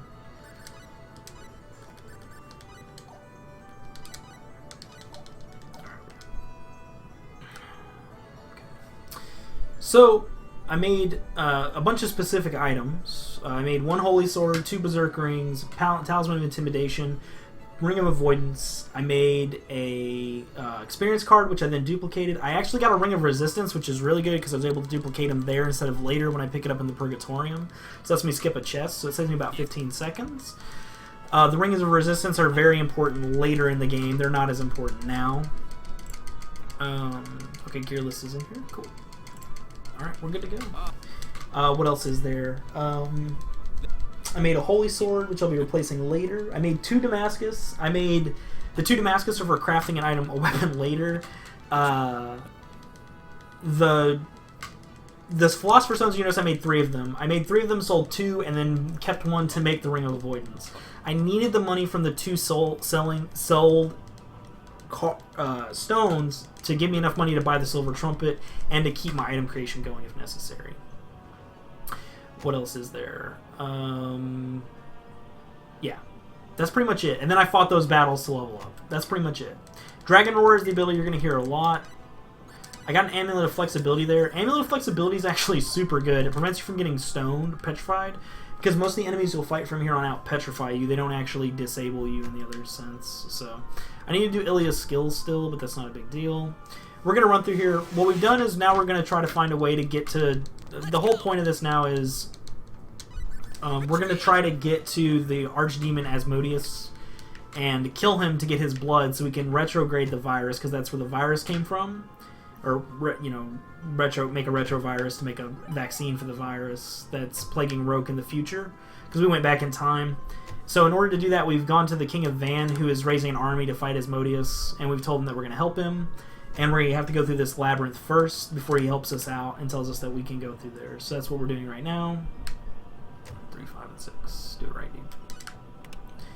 An antivirus. Yeah, whatever. I'm sorry. I'm kind of all over the place at the second. That was that item creation was so good. Like, it was really good. It was almost on par with my PB.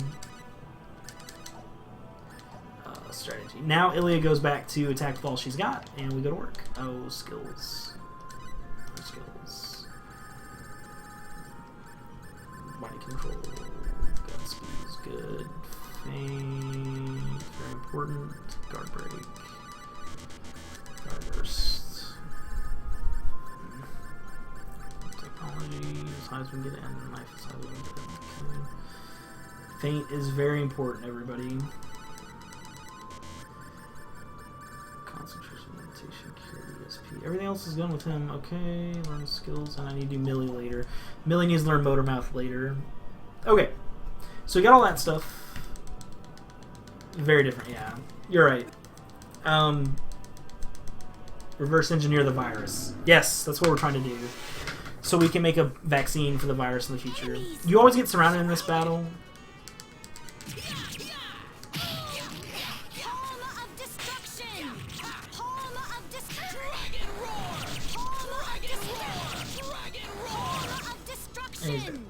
Easy peasy. And like you saw there, I got to level 90. So that should happen. That's if you're level 10 and you do that sequence of events like I did before. That's why I said getting level 11 was awkward. You'll be level 91, not 90. So you'll have an extra level later versus having an extra level earlier. Which having the extra level later is better. Trip to phase, not video game logic.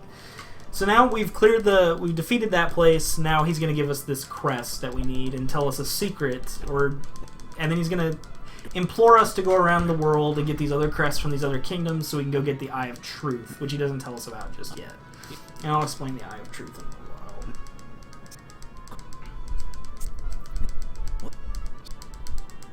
while. Ilia's super good, by the way. If you guys are ever playing casually, when you get this 4-beast STF that we're going to get here in a little while, you can get she can use an ability where she like punches a bunch, kind of like Mirror Slice, and it does like a ton of damage. She's so strong. The only problem with Ilia is that certain characters can only learn certain talents. And one of those talents is Originality and Nimble Fingers. Those are used in customization and crafting to make higher level items. So to make Ilia's highest, most powerful weapon, it's very rare to make. And it's not as strong as the weapons you can make for Roddick. So she can't do quite as much damage as Roddick. This is Star Ocean 1. So we have a little cutscene here with Ilia and Roddick where they talk about the first people. The myth on Roke is that the people from the stars, or some people came from heaven completely grown, and they were the Muins, or Moans, or the ancient people.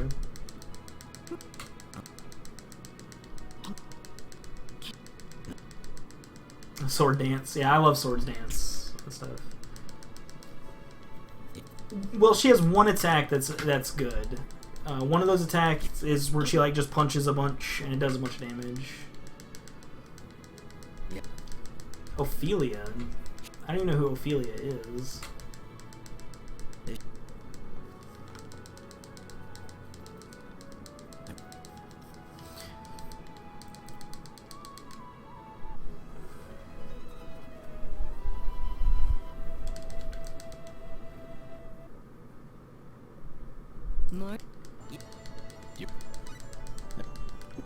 Right. Got it.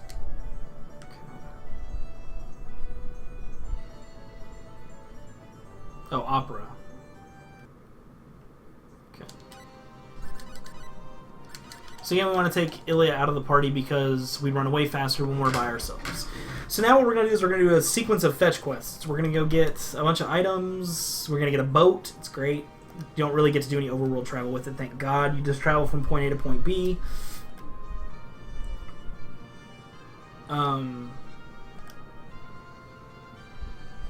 And yeah, so, and you can see that I'm not like, I'll get an encounter probably right before the bridge, yeah.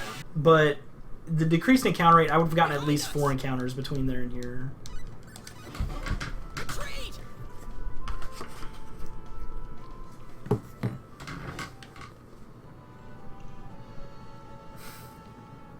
Do whatever you need to do, Ruckus. Thank you for watching. Thanks everyone for watching. I appreciate it, I do. There's really not a whole lot going on story-wise right now. I could explain item creation a little bit more, but it's kind of complicated. We used songs for the violin, specifically to learn like Goddess's Arrival, which increases your chance to finish creating an item, to successfully create an item, by like 35%. If you have both talents, you have like a 60% chance innate rate to completely succeed. So that tile right there that I just got an encounter on is a 100% encounter rate. There's nothing you can do about it. It's always going to be an encounter, going there and coming back.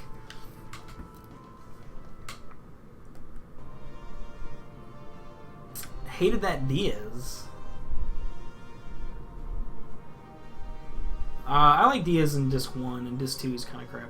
But he's actually super useful in the arena speedrun, because he can destroy the Synard, which is amazing, because his air slash hits things in the air. And twice, multiple times.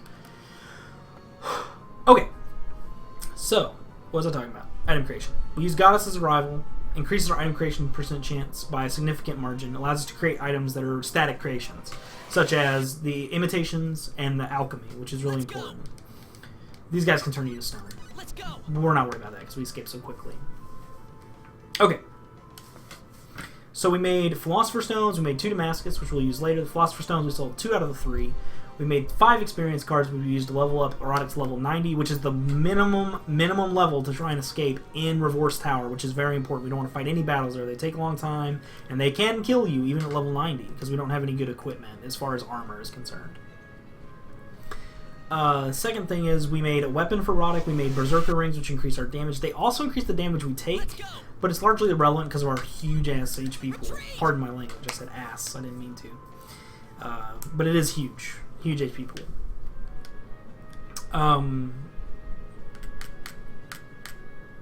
What else is there?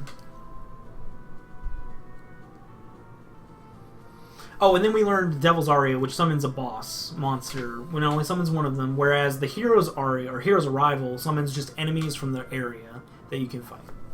So that kills them.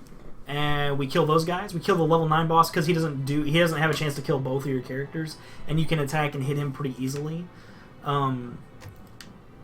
This is the last armor and weapon we buy in the game. We buy a Kestis and a plate helmet for Roddick, just to give him some extra tankiness. We don't have to buy the plate helmet, but you do need the Kestis.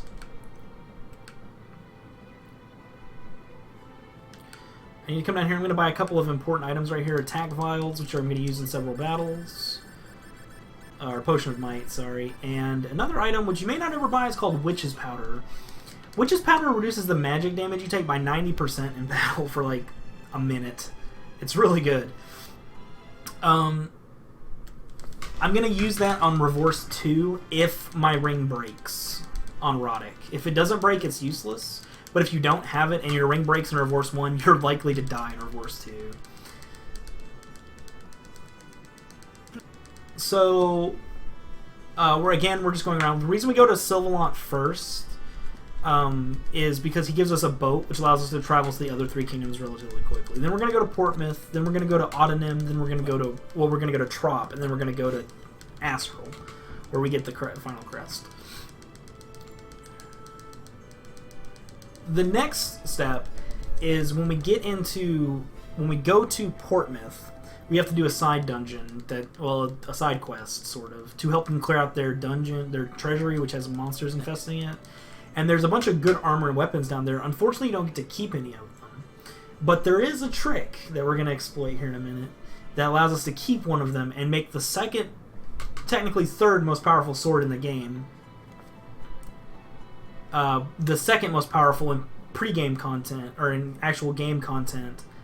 And then but the only problem is the most powerful sword you can possibly make is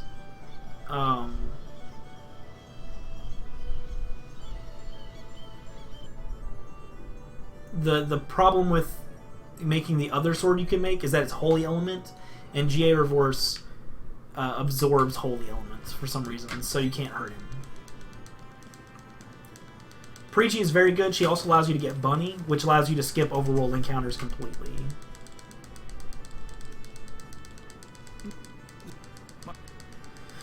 Hamburgers. I'm like all jacked up on adrenaline now because my item creation went so well.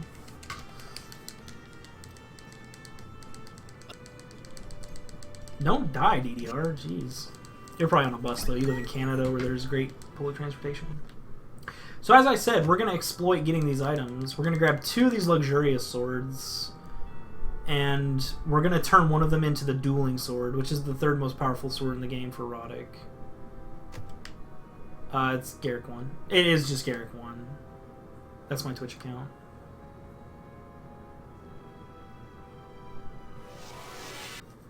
No, that's fine. I know some people don't always have that stuff in there. Oh no, actually... They can cast Shadow Flare, and it takes like 30 seconds if they both cast it.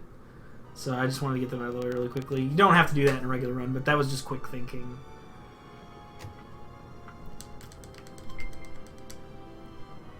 Hello, Sop Bob Titichakin. I'm really bad with names, I'm sorry. So we're running through here. Again, you don't want to pick up any of the other stuff.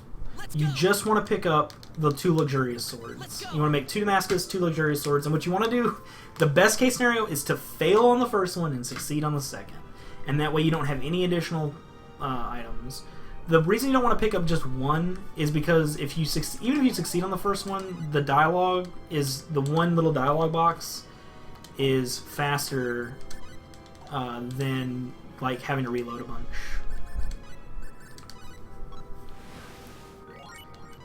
You don't play I don't play the music here because I've never had it succeed with the music. Perfect. Dueling sword. And I'll just show you guys. It's 600 points stronger than that blade. We'll save. Just for safety. Alright. So, no more item creation. Everything went really well. I didn't put Ilya back in my party, but that's okay. She's not really necessary in this battle. Let's go. Dragon roll. Dragon roll.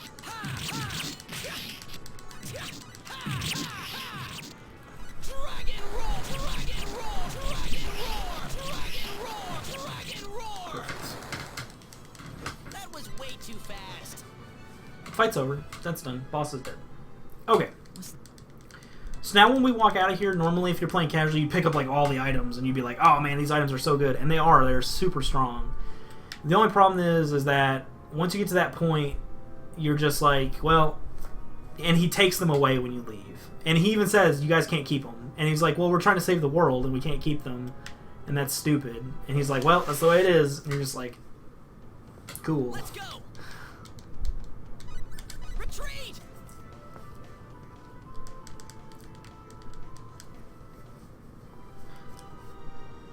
So from now on, we have a couple more little things. We got to go to Astral next and get the second or the third or fourth and final crest for the kings, and that's good. Yeah, exactly, Dark Clyde. You can totally change them into a different weapon, and you can keep them. We were fiddling around the idea of learning blacksmithing and trying to like craft like super strong armor. But there are a couple problems with that. Number one, it's a super specialty rather than a regular specialty, so multiple people have to learn it. And secondly, it's not worth the time to worry about doing it. One of the nicest things that we just got there is actually the hammer charm. It may seem silly that you get an item that just reduces the your daze time when you're stunned, but it's so good when you're walking across trying to avoid encounters. Because if you get surrounded and you have body control level 10, which we have on all our important characters, and you have the hammer charm on, you escape from bat. You essentially become unstunned immediately and can escape.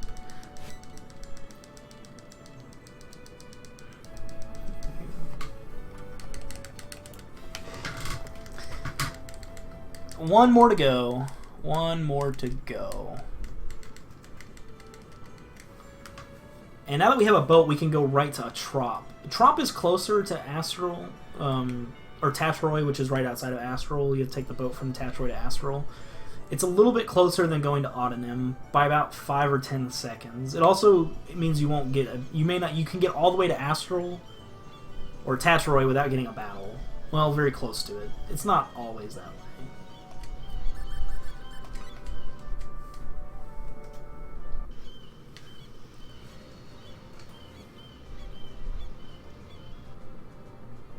Yeah, I intend to play it on my PSTV at some point, because you can play some PSP games on there, but I haven't gotten to it yet.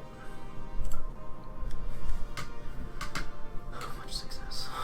Okay, so yeah, we just keep walking now. We're going to go to Tatroy, we're going to get to the final crest piece, then we're going to go back to Van, which sucks that we have to walk back to Van, but we do. And then the King's going to tell us a major secret, which he could have just told us in the first place, and then we could have... Anyway, he's going to tell us a secret. We're going to have to go to the Purgatorium, which is a dungeon with some of the best music in the game by far. And then we're going to go through that, and then we're going to go through the Purgatorium's second area, and then we'll continue the game from there.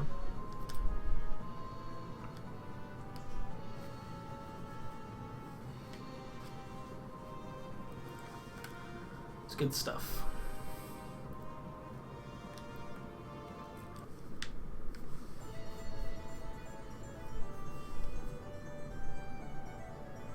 I have all the games except for SO4.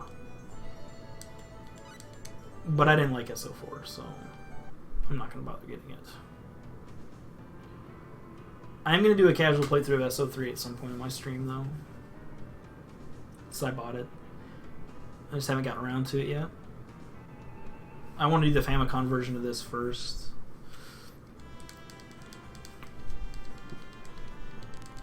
Yeah, I want to do a playthrough where I get Ashley again, or Ashley for the first time, because I didn't get him in my casual playthrough. I only played through this game casually once. Everything else has been a speedrun.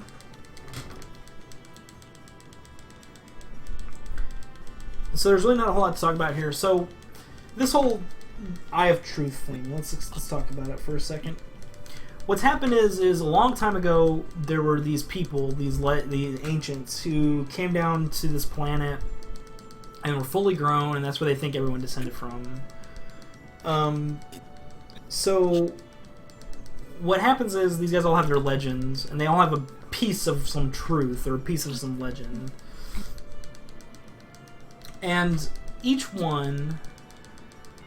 yeah, I'm going to play through Star Ocean 5 release day. I'm going to get it, and I think me, Bowie the Hero, I don't know if Aether's doing it. I think, essentially, the Tri-Ace crew, I put quotation marks around that, because there's a group of us who play Tri-Ace games. Yes, I believe they do Dodec of... I just don't know when. We're going to play through it on stream in Discord and chat about it as we play through it. And have a good time with it. I'm going to take that day off, as I believe it's a Thursday. I'd have to double check. But I'm going to take that day off and pick it up, and I'm going to play through it on stream casually. And then we'll probably sit down and try to route it. So we leave Tatroy. So anyway, these guys all have a piece of this truth.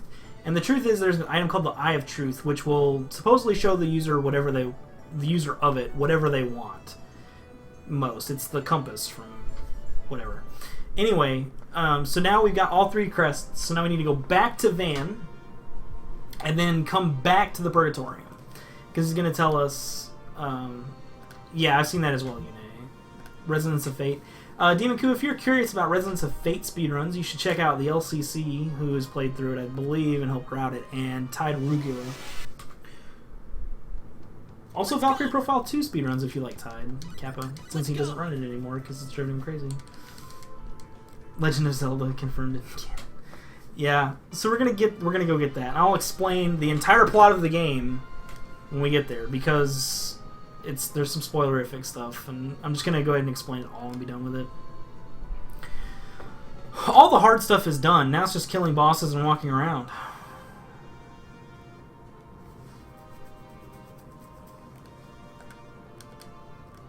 I got a sub 2. That's so good. Sub 2 sub 2 getting back to Van would be really great.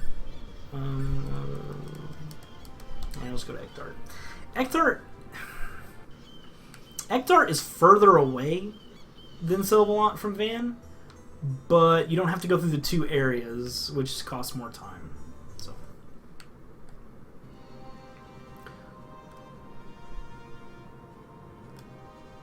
The Origin is a mobile game. Valkyrie Profile, The Origin. Yeah, I'm not excited about it either.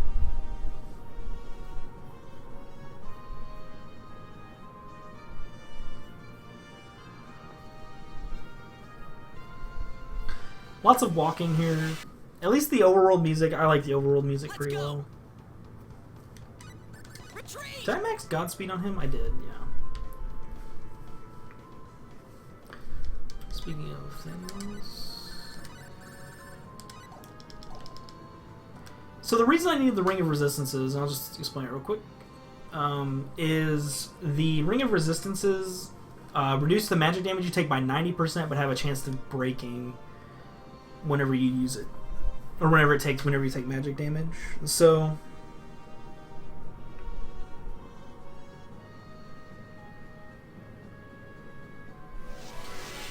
you know, that's the thing, guys. Let's talk about mobile games that have come out recently. Like, watch how fast I recover from this. Retreat!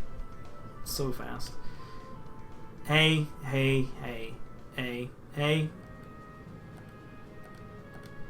Language, please. Everybody gets one warning. This is the one warning. PG-13 environment, guys. That's the one. So let's keep it real.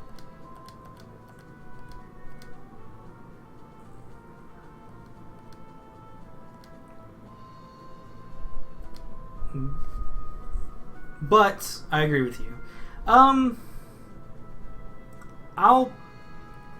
try it. I think I'll wait and see if when it comes out. Maybe I'll get it because We're surrounded. Let's go. I love how surround attacks are largely irrelevant with the hammer turn.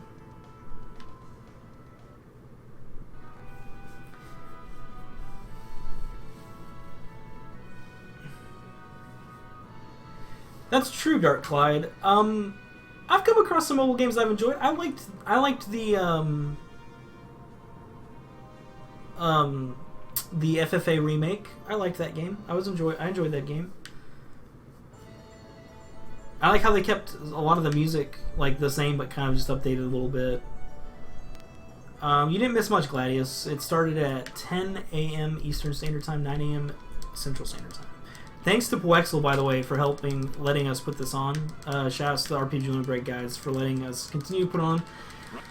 This is my 3rd relay in 5 weeks on this channel, which is ridiculous. But thanks to them for letting us put it on. Thanks to them for putting up with my bad scheduling. I haven't been dedicating as much time to this, so... I agree with you. There are some decent mobile games out there. And Record Keeper is okay. I like Record Keeper alright. I just don't have time. I just don't like messing with it as much. And then back to Autumn. There's still hope. And let's say it is good. I mean, let's say it's good. I mean, it can't be any... I mean, maybe it'll be good. Maybe we can hold out hope that maybe it'll be good. And then we can have that.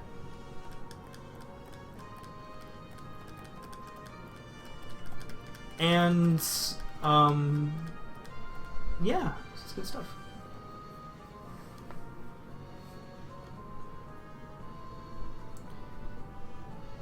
And that's another possibility, is it may come out on mobile and then get ported to, like, Steam or, something like that, so... Let's go. Retreat. I play, and this is going to sound blasphemous, I play Hearthstone on my phone pretty regularly, but that's a pretty good mobile game, so... Is the new Kingdom Hearts game really good? See, I mean, it could be good. Let's hold out hope that it will be good. Let's hold out hope that it will be good. And I use my phone, and I play emulators on my phone pretty regularly, so maybe it'll be good. It probably won't be as good as Valkyrie Profile 1 or Valkyrie Profile 2, which I vastly underrated as a game, which is my own fault. I don't play Hearthstone that much anymore. I don't have time for it. Let's go. Retreat. I think I'm gonna pick up Final Fantasy IX on my computer and do the buffs and do the speed up of the game because that was pretty fun. I have a SNES emulator now. I got rid of my Game Boy emulator. And Deus Ex: The Fall. See, I think I preferred 1. And I've played through 2 recently, and it's still really good. The combat is super solid. It's really, really good, and it's really enjoyable. And the aesthetic is great, and I love the idea of that world, so... I never played Covenant of the Plume. One thing you can do if you're playing this game casually is you can get Bunny. If you go get Preachy and you get Bunny, in order to get Preachy you must do the Velknut dungeon. And then after you get to this point, you have to go back to and do a couple private actions, and you can get Perichi, and then she can get Bunny. And Bunny is a chocobo-style giant bunny rabbit, which is really funny. I don't know why I just went to Portmouth. I was just mashing and mashing too hard.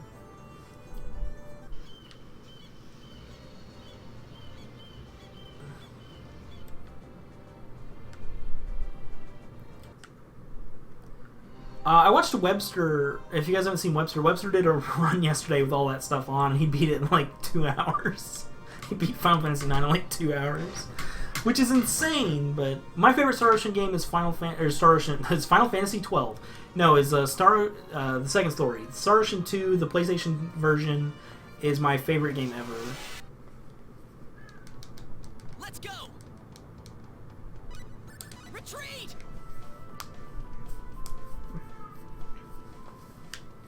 So we're going to the Purgatorium now. He told us that the Eye of Truth will show us what we want to do, which is what we want to do is find a cure for the disease. We want to find a way to get to Asmodeus. So that's going to show us a way to get to it. And then we're going to go get it. So we have to go to the Purgatorium. We have to go through the dungeon, which is a fairly easy dungeon. And then we go from there.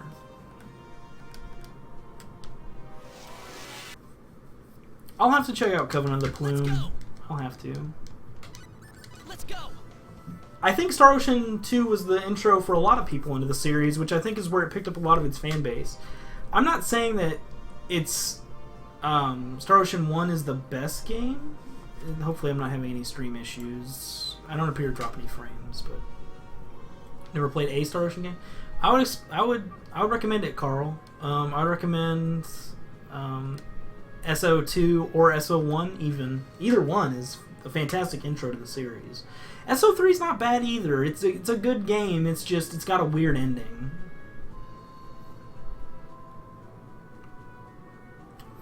Oh, that's fair. Yeah. I have a really interesting story about SO2 that I'll share while we're going through the Purgatorium, just because this is a good opportunity to do so. Because it's kind of just you run, you hit some switches, you dodge some stuff. When I was a kid, I was a Nintendo boy. I played Nintendo. I did N64, all this other stuff. CROD is advanced forward. Ha! Yeah, CROD. See, I played the international version first, too, so I always thought of him as CROD C. Kenny, not Claude. So, I went to stay with my cousin, who had a PlayStation, and we had never played... and I had never played, like, RPGs, really. I played Final Fantasy 3, Final Fantasy 2, a couple RPGs, and I liked RPGs. Not, like, great. I wasn't, like, a huge RPG 3 guy. And then I played, he had Draken, so I played Draken for a while. I was like, oh, this game's sweet. And then I was like, okay. Or was it, no, it wasn't Draken, it was, Baldur's Gate, sorry. I'm all over the place today. And I went to stay with him for a week. And what am I doing? The wrong thing? I'm going crazy. And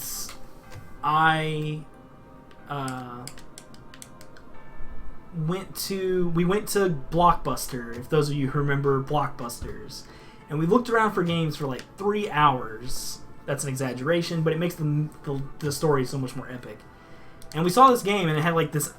It was in the tall box. It wasn't in the like the small disc box. It was in the tall box. And we were like, oh, it has 2 discs. It's gonna take us forever to beat it. And we got it, and I probably didn't sleep for like 3 days because I played it. I just couldn't stop playing that game. And then, ironically, on that same trip, we got one of my other favorite games, which is Legend of Legaia. We saw it in an official PlayStation magazine. It has on the front cover, it had Legend of Legaia, and we were like, what is this game about? It's about zombies? What is it about? Because it had like people getting killed by the mist. I'm doing poorly here. And so we got it. His mom picked it up from him from Walmart because it had just come out. Oh, we did it! We're the best! Okay. And, yeah. And that was it, man. And that was it. And then I got Legend of Legaia, and I played this in Legend of Legaia, and I just lost my mind, man. I had so many RPGs that I was playing. If you know what to do, DDR, it's not that bad. I just didn't need the blue sphere now because it opened the door. So we're done there. We don't have to get the Ring of Resistance. Normally you have to take one of the green spheres to get the Ring of Resistance there, but since I made one and was able to copy it, I don't have to do it now. The Legaia soundtrack is super underrated. If you guys want to see someone play Legend of Legaia, Drifting Skies is the world record holder, I think, for every category in that game. This room is the one that's confusing because you... I went to the wrong one. Dang it, it's the left. You have to go to the orange ones here. This one is a puzzle. But, so I got those 2 games, and they're 2 of my favorite games ever, partly for nostalgia, partly because I love them. And I've played them a billion times. Yeah, if you don't know where to go in there, it's kind of annoying. But that room is a little different. You can pick up a ton of extra skill points in here, but we don't need them. The Nightmare spell? Oh, you're talking about remembering where to go. You're surrounded. Dragon roar. These are bosses that you would have fought earlier in the game because you can come to the Purgatorium much earlier than this. Not really hard. I mean, it is really hard if you don't know what to do. Okay, so we're going to show them something that shines, and they're going to let us through here. There is a Lufia relay, actually, Far Beyond.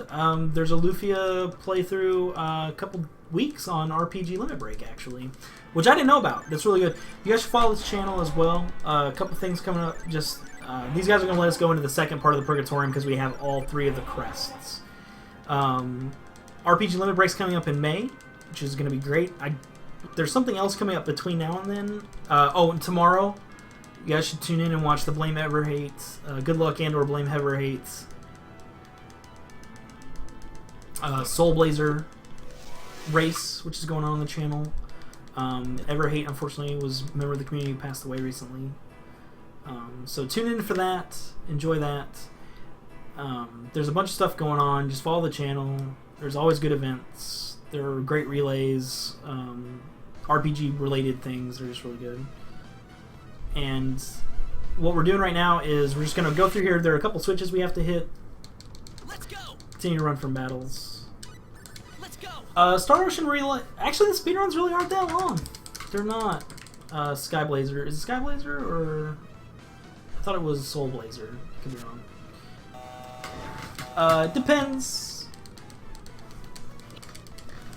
SO1 is 3 hours. SO2 is... Well, SO1, a good run of SO1 is like 2:30. My world... Or... Ooh, I've got guard break on them too. SO1 is like... the world record is 2:45 by Mochigome. That's single segment. My PB with emulator and the BS route that I use is like 2:42, I think.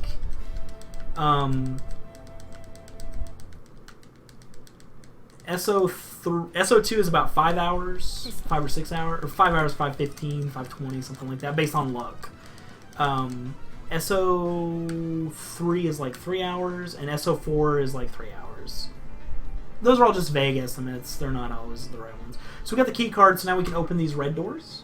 We're going to skip all the red doors. We don't care about them. We're going to go on to the next switches that we have to hit. But we do have to have that red key card to advance, so we have to go get 9, 10, 11, 12, and 13. There was a big 12 race recently that was quite good. Included a bunch of the best runners there, so... Actually... I believe they're doing the entire Final Fantasy series, right, in June? Yeah. The entire series.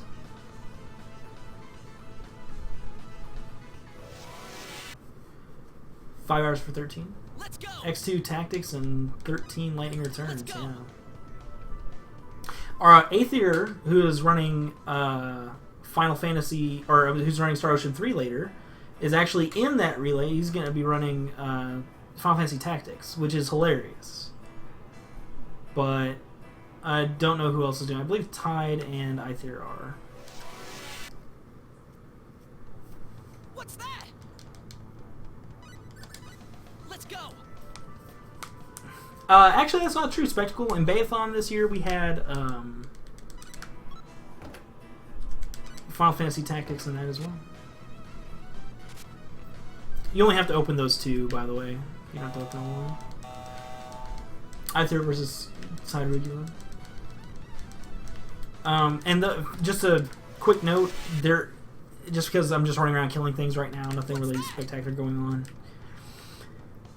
Long in the shadow hurts from me. It's true. Oops. Wish they could have lasted longer. What we're gonna do is we're considering doing Bayathon semi-regularly, but without the fundraiser aspect of it. The fundraiser was just there to help some people make its RPG limit break, but we're considering Reinhold and I have, since I have a platform, I might as well throw it out there. We're talking about doing it. SO1 casually is probably about 12 hours. If you just kind of do everything, 12, 13 hours. And then SO1 as a speedrun is much shorter. It's roughly going to be about 3 hours. It's probably going to be about a 3:05, I would think. I'm actually not that far behind. Let's go. Yeah, Tide is going to, as far as I know, Tide is still commentating SO3 as well.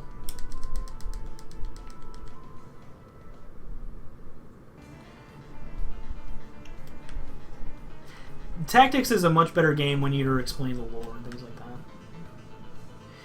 There are some major differences. The biggest thing is that this is built on SO2's or Second Evolution's platform. It's built on its same engine, so it doesn't have the same graphics or anything like that, obviously. The talents are also different. You don't learn quite as many talents in SO1 from buying things as you do in this game, because it's built on the same talent structure as SO2. As far as the story is concerned and story triggers, there's no difference. Let's go. It's almost exactly the same game. SO1's explanations of things are much better. They fill in a lot more plot holes than this game does. Like I said earlier with the time gate, it actually explains that the time gate's like, hey, I can sense that you guys are trying to do something good, so I'm gonna help you out. Whereas in this game, it's kind of like, sure, why not? And Ronix explains it, which is not exactly the same. So there's some other things like that. I need to finish playing through the Famicom version. I intend to, and then maybe even learn the run for it, because there's already a run. It's roughly the same amount of time. So this is kind of a riddle, and the answer is to press down and X until there's only one answer left. Very easy. So here in just a second, we're gonna have the entire plot of this game explained, and I'm gonna go ahead and explain it because I'm gonna be mashing through text. Okay, so the whole plot of this game is a long, long time ago in history's distant past. There was Atlantis and Mua, and they were on Earth, right? We all heard the stories of Atlantis. We've all heard kind of the stories of Mua, or we may be familiar with the lost continent of Mua. What happened is there was a big meteor that hit Earth and opened up a space-time rift that sent them to 2 different planets. It sent the Muans here to Roke. It sent the Atlanteans to a planet called Fargut. On Fargut, it's pretty terrible. It's a desolate wasteland. Whereas Mua and Roke is a pretty nice Earth-like world. The Muans decided what they were going to do is they were going to build an item called the Eye of Truth, which opens subspace gates, which allows them to go back to Earth. At least that was the plan. While the Atlanteans on Fargut had to do human genetic modification to try to survive the harsh environment. Well, the Moons accidentally opened a gate to Fargate. And when they did that, Asmodeus, who was the first really super evolved human that they had made, decides to fight and try to conquer Roke because he doesn't believe that the Moons, who are weak, deserve it. So what he's going to do. So they attack, and then they attack the Moans, defeat them, big war, all that stuff, and they seal Asmodeus in the time-space gate. Well, what happens is the Rokians, not the Rokians, I'm sorry, the people on Fargate, after losing Asmodeus, can't make another superhuman. So they have to find a way to get into the cleft of dimension, essentially, and get blood from Asmodeus so they can make another one. Well, they came here, that ship that crashed earlier, the Celestial ship, was a squad of Fargate soldiers who were going to try to break into the cleft by getting the Eye of Truth, getting in there, getting Asmodeus' blood, and taking it back and making another superhuman to lead their people. Well, while he does that, so what we did is we just got the Eye of Truth, now we're going to go fight Asmodeus. That's pretty much it. This little town you can go to, there's nothing there. Gets completely destroyed as a plot device right here by Asmodeus from whatever.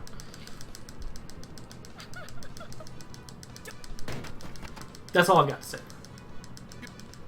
That's the explanation to this point. So the Moons actually did come down fully evolved, fully born, fully alive, all that good stuff, without any problems in Roke's distant past, and that's who they descended from.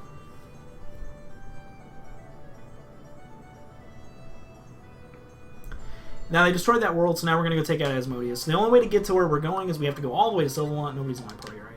No, that's fine. I gotta switch. I gotta put Ilya back in my party when I get there. Whew.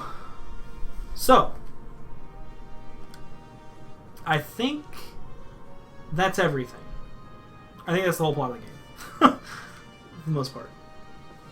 And I'll explain the final pieces of the plot as we get there.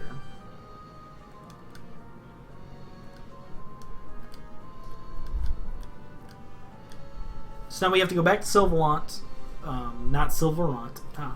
Tails joke. We go to Silvermont, we get on the boat, and we're going to go fight a boss. And that poor boss, that poor boss, who can actually kill me, but it's highly unlikely. We're going to get a battle right here on this tile because it's an encounter zone. You always get a battle there. Let's go. That no-name town. Let's go. Yeah. I'm not sure what happens to it in the Famicom version because I'm not quite that far yet again, but I will be eventually. I'm playing on the DJAP translation as well, so I'm getting a little more information. So, in the meantime, Asmodeus, who's the archdemon, has been making the monsters. He's been genetically modifying animal life and things like that to make these monsters that are attacking the area. So, they're going to. So we're gonna go take him out. We're gonna go take him down. And yeah, it's pretty good. I think it wasn't destroyed hard enough. Oh, it was destroyed. Trust me.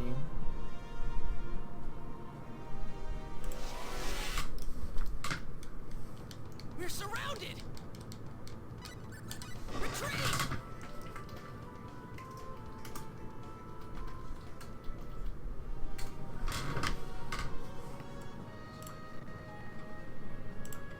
Why did I not see him?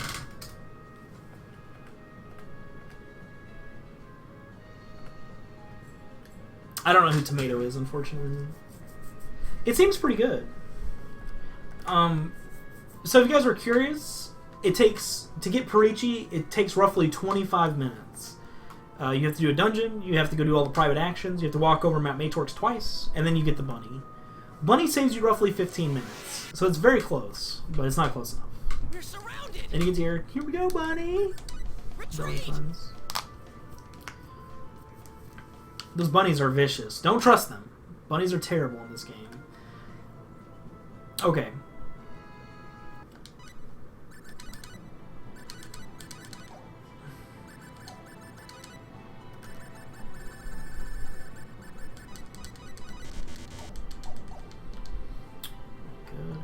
Good. I learned hasten speech there because I need to use Millie later. I want Millie to get experience off this boss. So we go to the deserted island. The desert island. The desert island. And we're going to go to defeat the boss.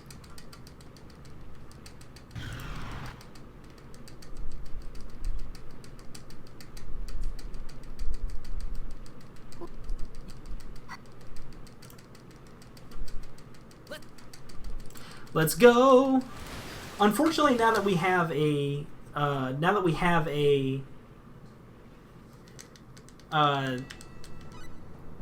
I good? Yeah, I'm good. What am I thinking? Now that we have a interdimensional space vortex creating machine thing that lets us teleport anywhere we want, still travel everywhere by boat. I'm not sure why. This looks bad. I hope we can do this.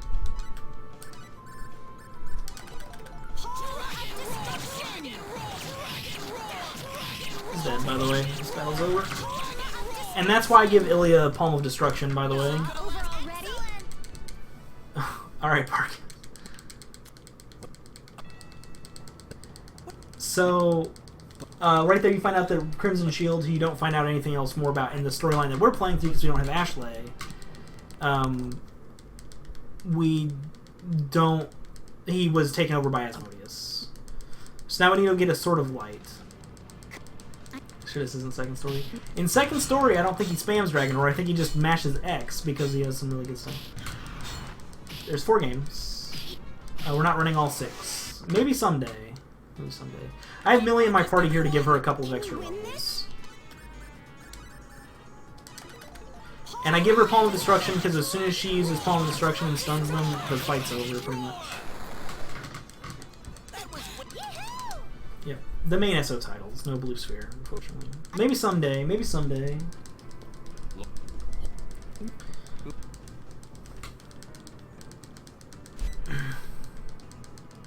Yeah, Eternal Sphere is so powerful in SO2. I wish it was in this game. Yeah, he'll be making Eternal Sphere. The Eternal Sphere is the speedrun route. You make Eternal Sphere, you make Atlas Ring, I think, and Shooting and Meteorite Ring, I think. I'd have to double check. Yeah, SO5 maybe next year, maybe after we get a run, because I'm sure the Trias crew will pan. I'm starting to call them the Trias crew.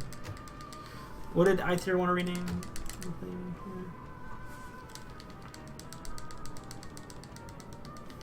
So now we're about to get another weapon.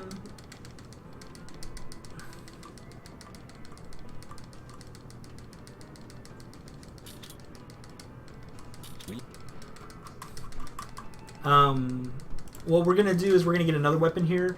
If you combine this weapon with a Philosopher's Stone, you can actually get a weapon that has about 100 more attack than the Dueling Sword. Unfortunately, it's Holy Element. And since it's Holy Element, you can't use it. Because GA Reverse absorbs Holy Element.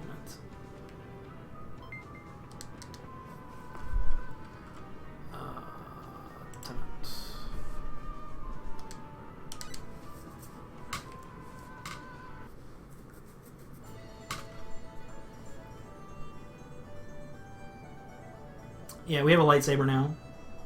Unfortunately, we're not going to use it. Yeah, I'm pretty excited for Star Ocean 5 as well. Well, I say that, but I'm really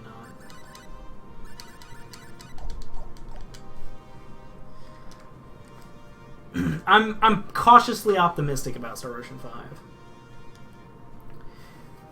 Someday. Maybe, Demon Coup. Maybe someday. Need a red one. Yeah. I wish we could make a red one.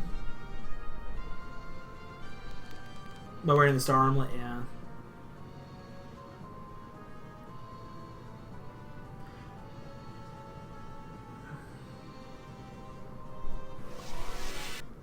So that's Behind us.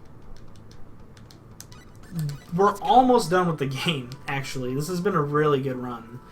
Other than the mess up with Cyuss.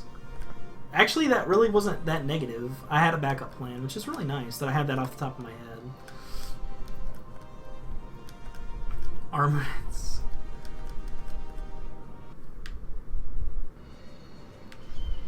Yeah, Flame Kitty, I'm not sure what yet is going on with that Sylvalant. So we go to Sylvalant, and then we have to go from Sylvalant to the deserted island.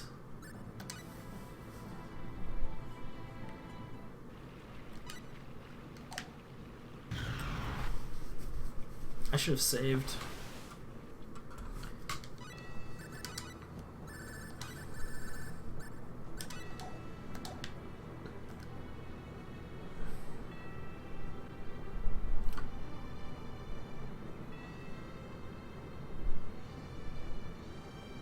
Why did I go this way? This is the wrong way. I'm like 95% sure this is... No, it's not. I'm just... blah. I actually can't remember the last time I had a run get this far, which is really unfortunate. Behind us. That sucks. I might have to kill this guy. Yeah, I have to kill him. Dragon roar. It's over.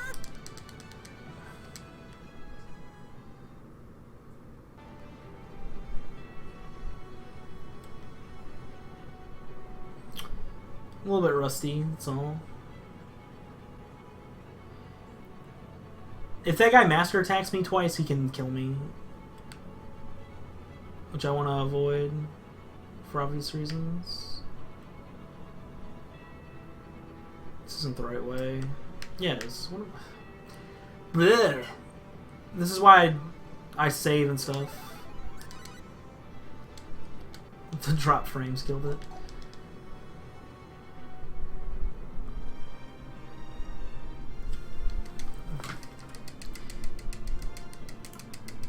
That took a lot longer than it should have, which is my fault, but that's okay.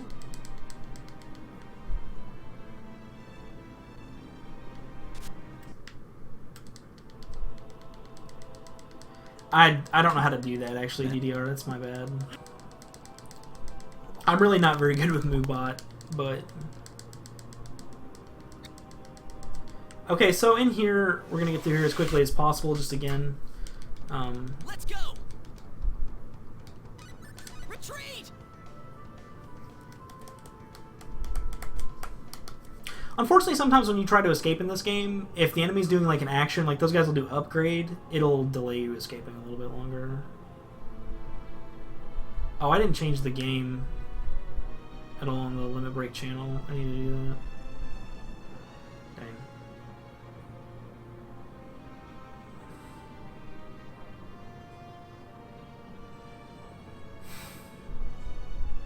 So you'd think you'd have to go in that door, and you'd be wrong.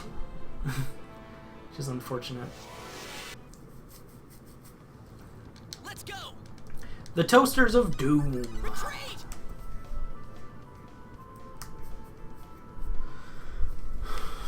I'm thinking about picking up Dark Souls 3. I actually really am. This way. Except the rust is real. Maybe I'll do that today, is go pick up Repro Cart. Encounter rates in here are double what they are normally anywhere else, but I have an item. I have a couple of things that I exploited. The first thing is I set a scout with animal instincts. In this case, it was Fia, to avoid enemies, which lowers my encounter rate by 50% at level 10. Then I made a amulet of evasion or amulet of intimidation, which gives me a lower encounter rate by about 25%. It's lower than that, but it's a rough estimate. And then there's another item called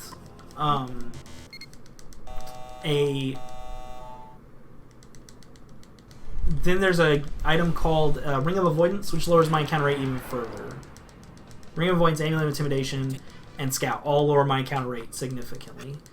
So this is Asmodeus here in just a minute. We're gonna fight. We fight 2 boss battles here. I'm gonna save before I go fight Asmodeus just because, which will cause me to get 1 more encounter. So. We're surrounded. Enemies! Dragon roar. Destruction! Again, this is why we have Palm of Destruction.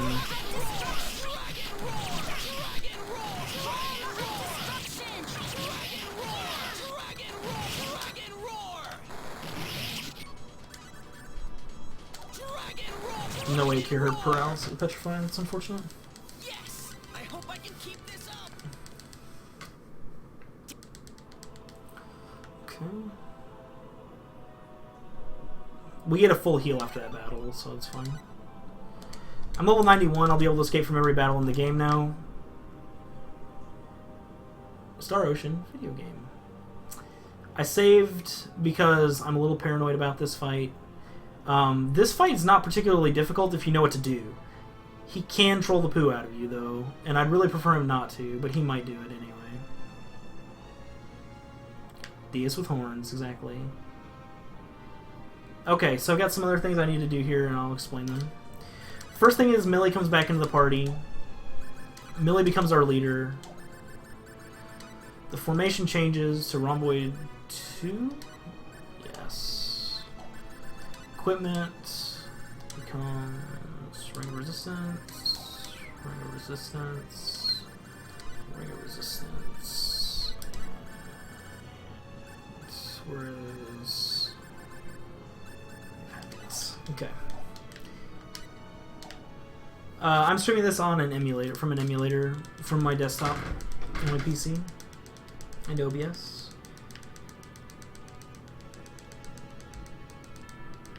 So what's going to happen is I'm going to crack my knuckles. What I'm going to do is I'm going to use an ability called Crush, which is a magic spell with Millie. Any spell that has a cast animation, such as Crush, like that stops the animation. I have to focus. Hold on, sorry. This looks bad. Can we win this?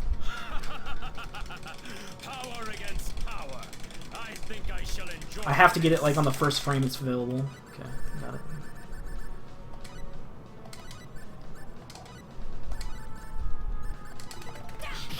Oh my gosh, Millie.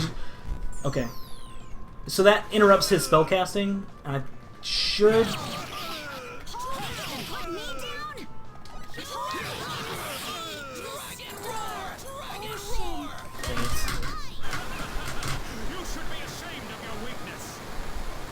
No, it was a no-no. It was actually a no-no. It's fine, though. We're fine. It's gonna be a slow fight.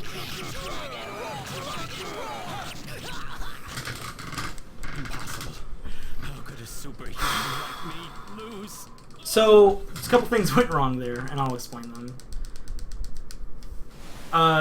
Ilia got a Godspeed proc, which is normally not a big deal, but she covered so much distance that she was able to punch him, and she didn't use Palm of Destruction.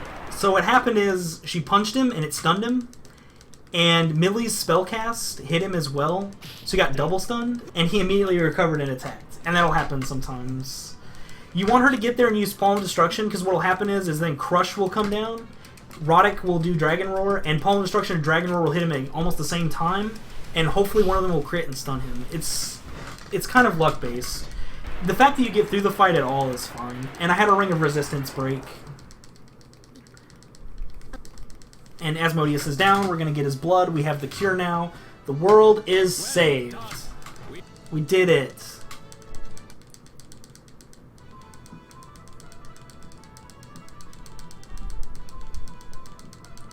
Rex gets... Yeah, he gets punched by a stormtrooper and he's done. So that's it. Now we're going to go back through time and we're going to save the day. Thanks, Anchor. This run has actually been really good. That was still a good Asmodeus fight. He has a really hard time killing Roddick. He can, but as long as he kills Ilia, you're totally fine. I could have revived her as well, but I chose not to. Also, the Potion of Might, or I'm sorry, the Witch's Powder and the Ring of Resistance don't stack, so I can't just double stack them. So now as Asmodeus has been defeated, I'll explain the next plot point in just a minute. We're going back through time because apparently we can just do that now.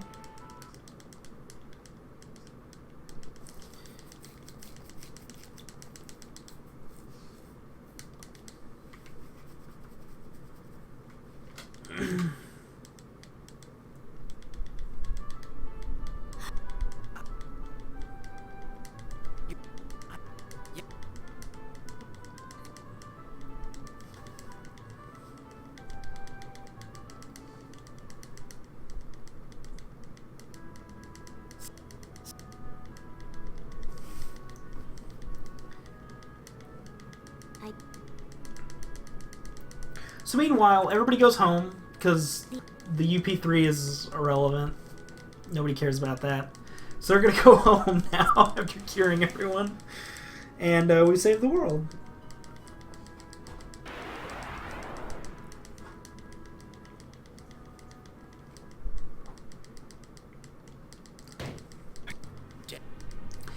So what has happened here is that we have found out that the secondary force behind the initial problem that caused Roke's problems is a man named G.A. Revorse that runs the planet Fargus. And he's a superhuman who cannot be killed by explosions, laser beams, anything. So we're going to go get some people who we know can fight and can take down superhumans who have some experience with that. And we're going to go fight him. And the reason he's done this is just to give you a brief overview. GA is the superhuman they made after Asmodeus, and he is obsessed with retaking Earth. He doesn't feel like Earthlings deserve it because they're bad people and he hates them, and he's going to take it back. And that's essentially it. He used the disease on Roke as a test, number one, and number two, to wipe out the Rokians because he didn't want their ability to perceive invisible objects and things like that to become a boon to the Earthlings because he has cloaking technology that he wants to use to help in an advantage in winning the war with Earth. And so Roddick and Ilya have been tasked with taking down G.A. Revorse. So they're going to go do that now, and they're going to get some people to help them out because they know some people who are bad and can take down some superhumans.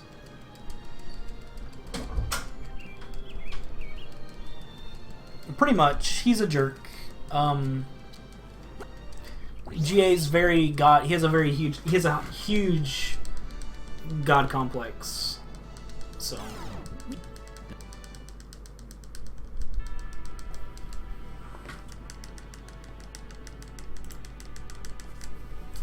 So now we're going to Roke, and we're gonna, or Fargit, and we're gonna take him down, do our thing.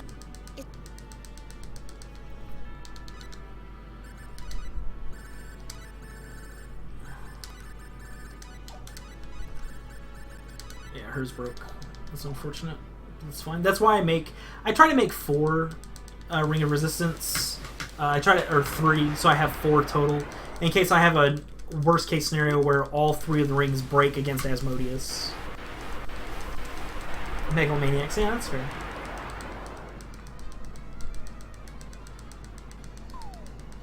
We're coming to the end of the game. The only things left now are 1 more dungeon, or well, technically 2 more dungeons, and then the final boss battle.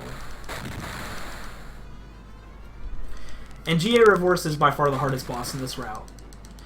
There was a time when we first started routing this, we could not figure out how to defeat not only Asmodeus, but also how to defeat GA. Revorse himself is very easy. His second phase, like Neo Revorse, is much harder. And I spent about 3 hours one night trying to get 1 kill on him, just so I could say it was done. We're gonna go save Millie, because Roddick has a thing for her, which, I don't know. It's weird. They tell us they're going to go make a distraction at a prison. They're fighting against Revorse because he's a superhuman, and you're not supposed to do genetic experiments. And again, we want to dump everybody out of our party because we want to be able to escape from battles. Yeah, there's, interestingly enough, there are several areas that are much, much faster in the PS version, in that Famicom version. They are pretty tough, Keldra.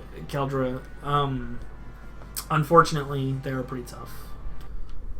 And I'm going to get an encounter on the first step in this dungeon, because you always do.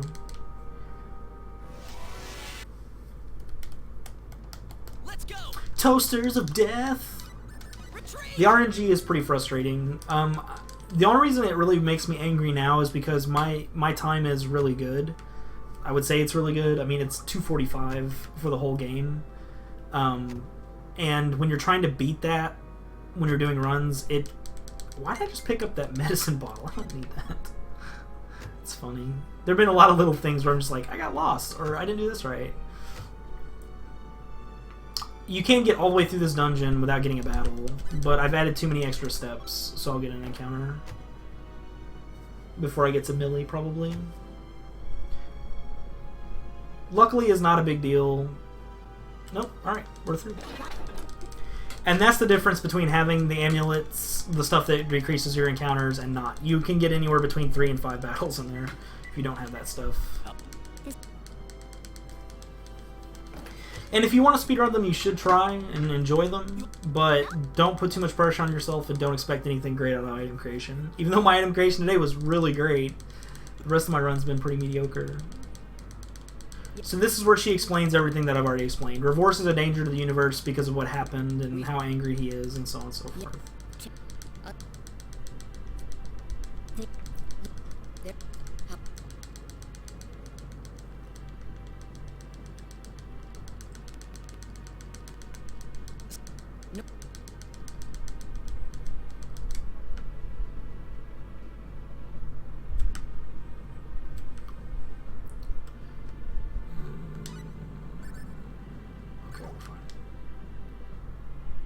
No, we're good. Okay. And butthurt dictators, exactly. So this is a graphical glitch on the emulator. It's one of the only ones. There are a couple of other minor ones, but this one's pretty bad.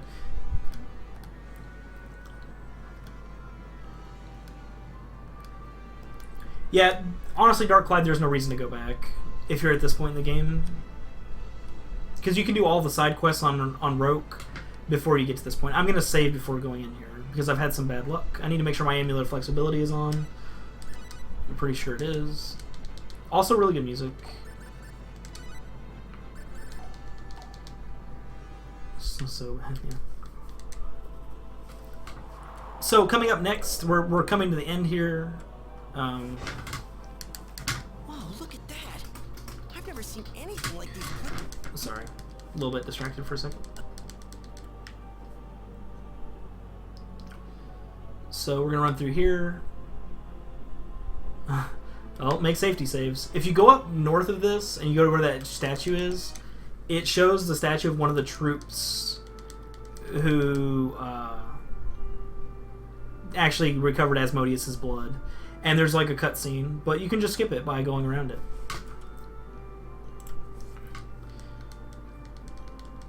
And here's some stuff that makes Roddick like insensibly angry at this guy, because you see some people suffering.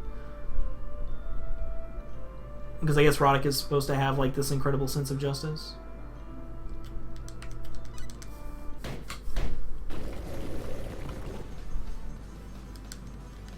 Okay, so now I'm going to pay a little bit of attention to my notes. This is the one dungeon that I don't know from memory. So yeah.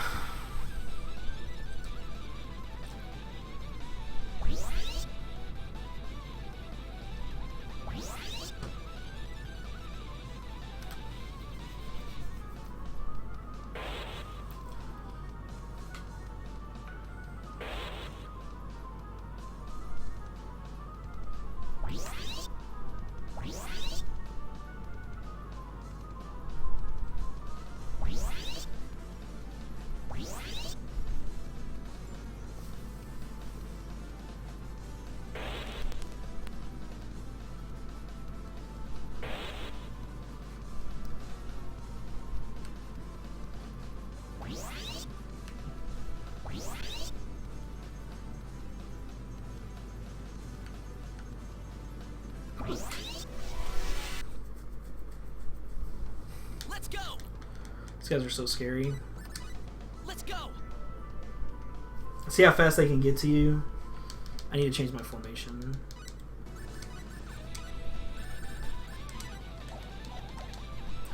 And those guys petrify you, so we have to have it there.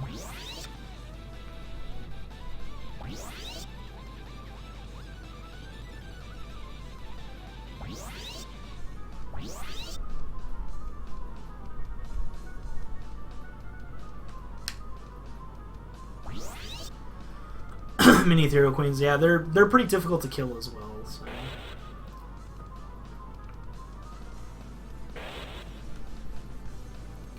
You can fight Gabriel Celeste in this game.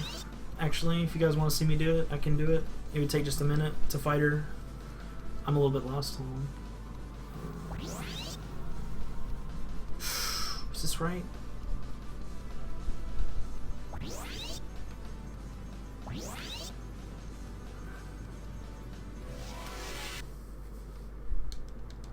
Let's go. Retreat. If you're not level 91 in here, it takes forever to run away.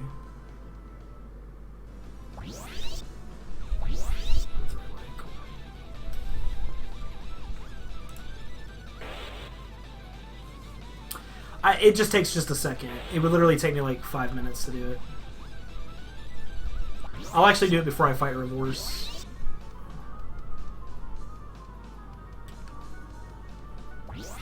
That gives Garrulus another minute or two to get ready, if he needs it. I'll die, I can't kill her, but I can fight her. In fact, I can just do it right now, because I just saved. Where is...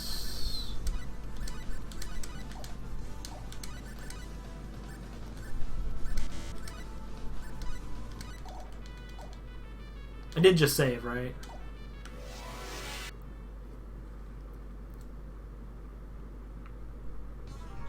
Let's go.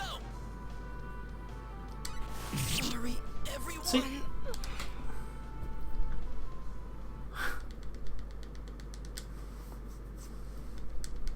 Yeah, I have no chance against that boss. You have to be like level 90 or level like 200 or something to fight her. But that's it. That's how you fight her.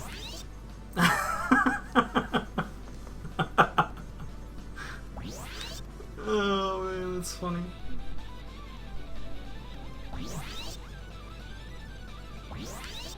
Yeah, she's very, very hard.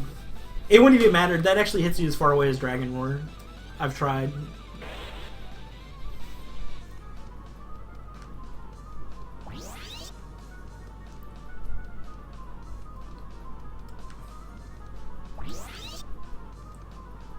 Like I said, it doesn't take long to get to her because you can just fight her if you have level 10 music. I've done that in a run where I got level 10 music with Millie and summoned that boss on accident and died in my first few runs.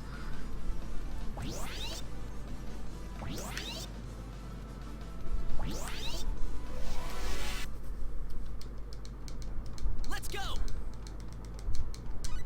Retreat. Want to be my new mop? Yeah. Very strong boss. Very difficult boss.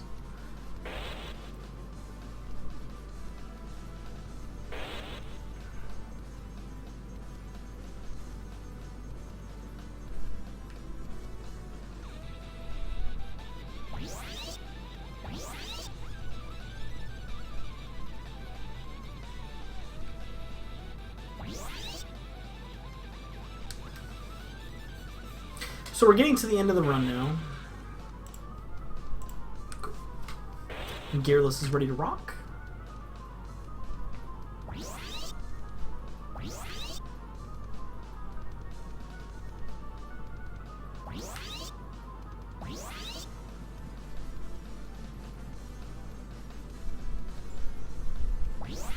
Wrong way. Let's go. Let's go.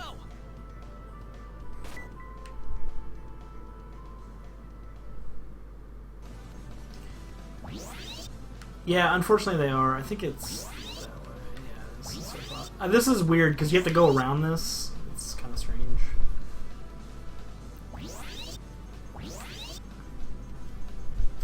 I mean, if people had files that they could just load that were right in front of them, that'd be great, but I never beat Gabriel Celeste in Star Ocean 2.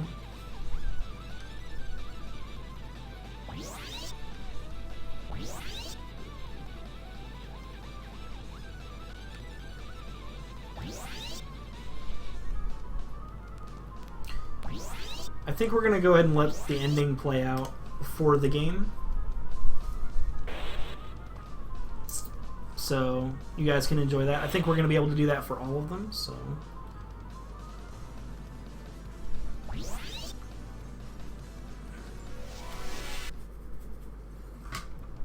Let's go. Retreat.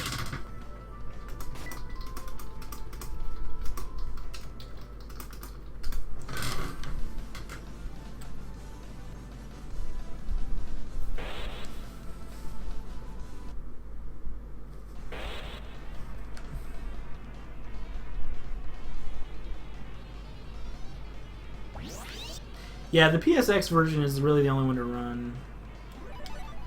Because it has a glitch in it that we can use.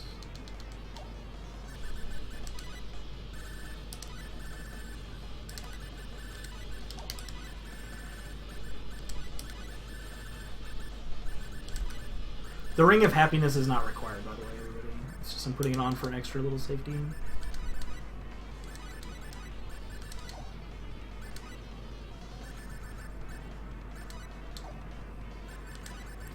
Same strategy here for Reverse that we used against Asmodeus. I think that's everything. Save. Alright, here we go.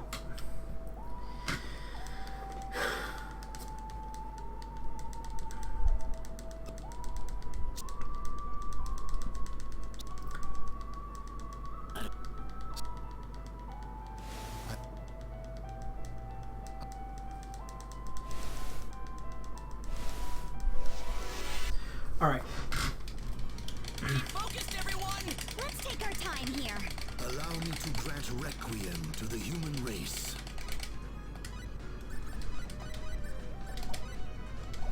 Dragon roar! Yes. Alright, so the Crush will interrupt his spell cast, because he was casting a spell right there, and now he's dead.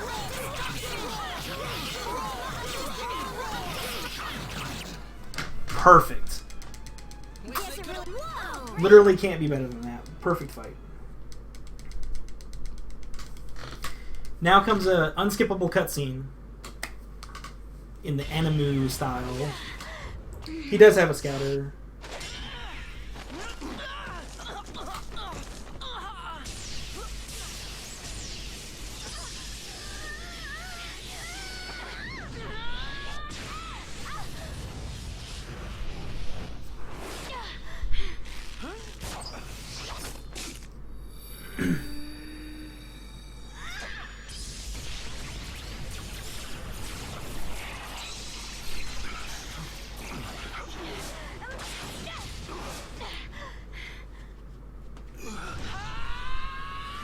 And that's teamwork, kids.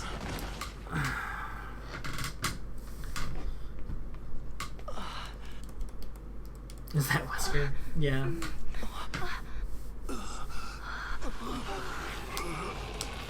My body. He punches her so much. Watch out! So this is Neo Reverse, and he...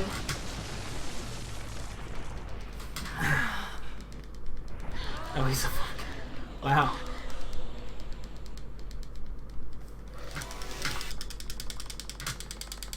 Keep focused, everyone! My body. Accept your I have to get this Crush off. and kneel down for your divine Come on, purging. come on, come on, come on. Thank you. He was casting Sacred Law, which I don't want him to cast either, so it's fine.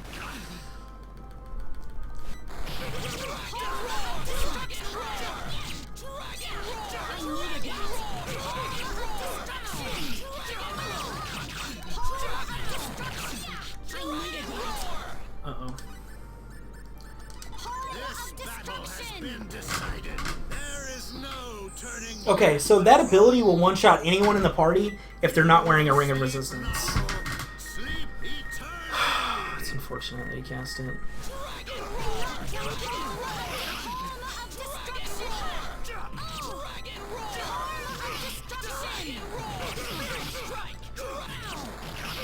Dead. Time!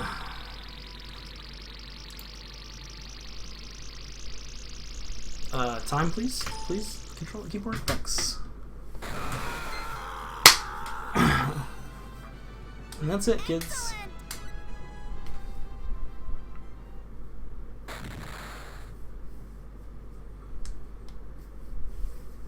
Did we do it?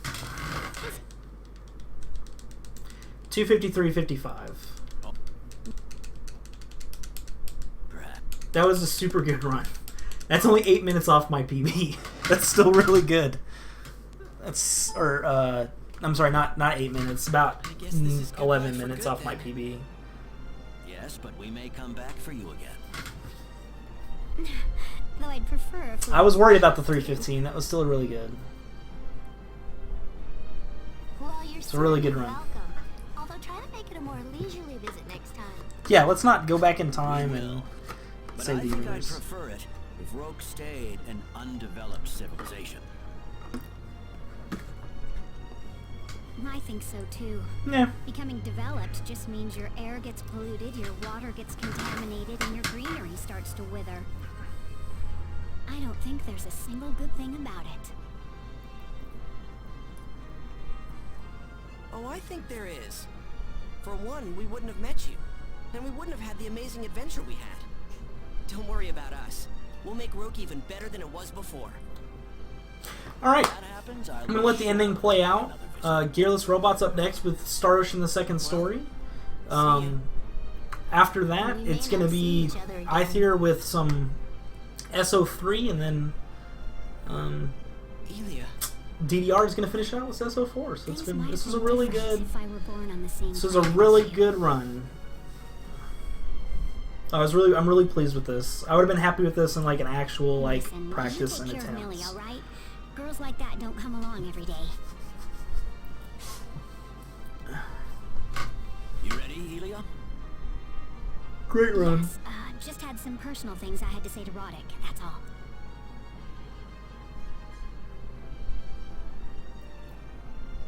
I'm glad we had the chance to work together. For us, the real adventure begins now. Yeah, going in series order. So this was Star Ocean 1. This is the no dance pad.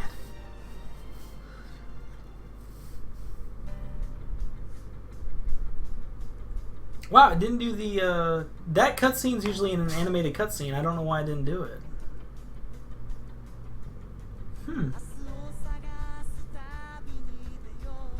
That's weird.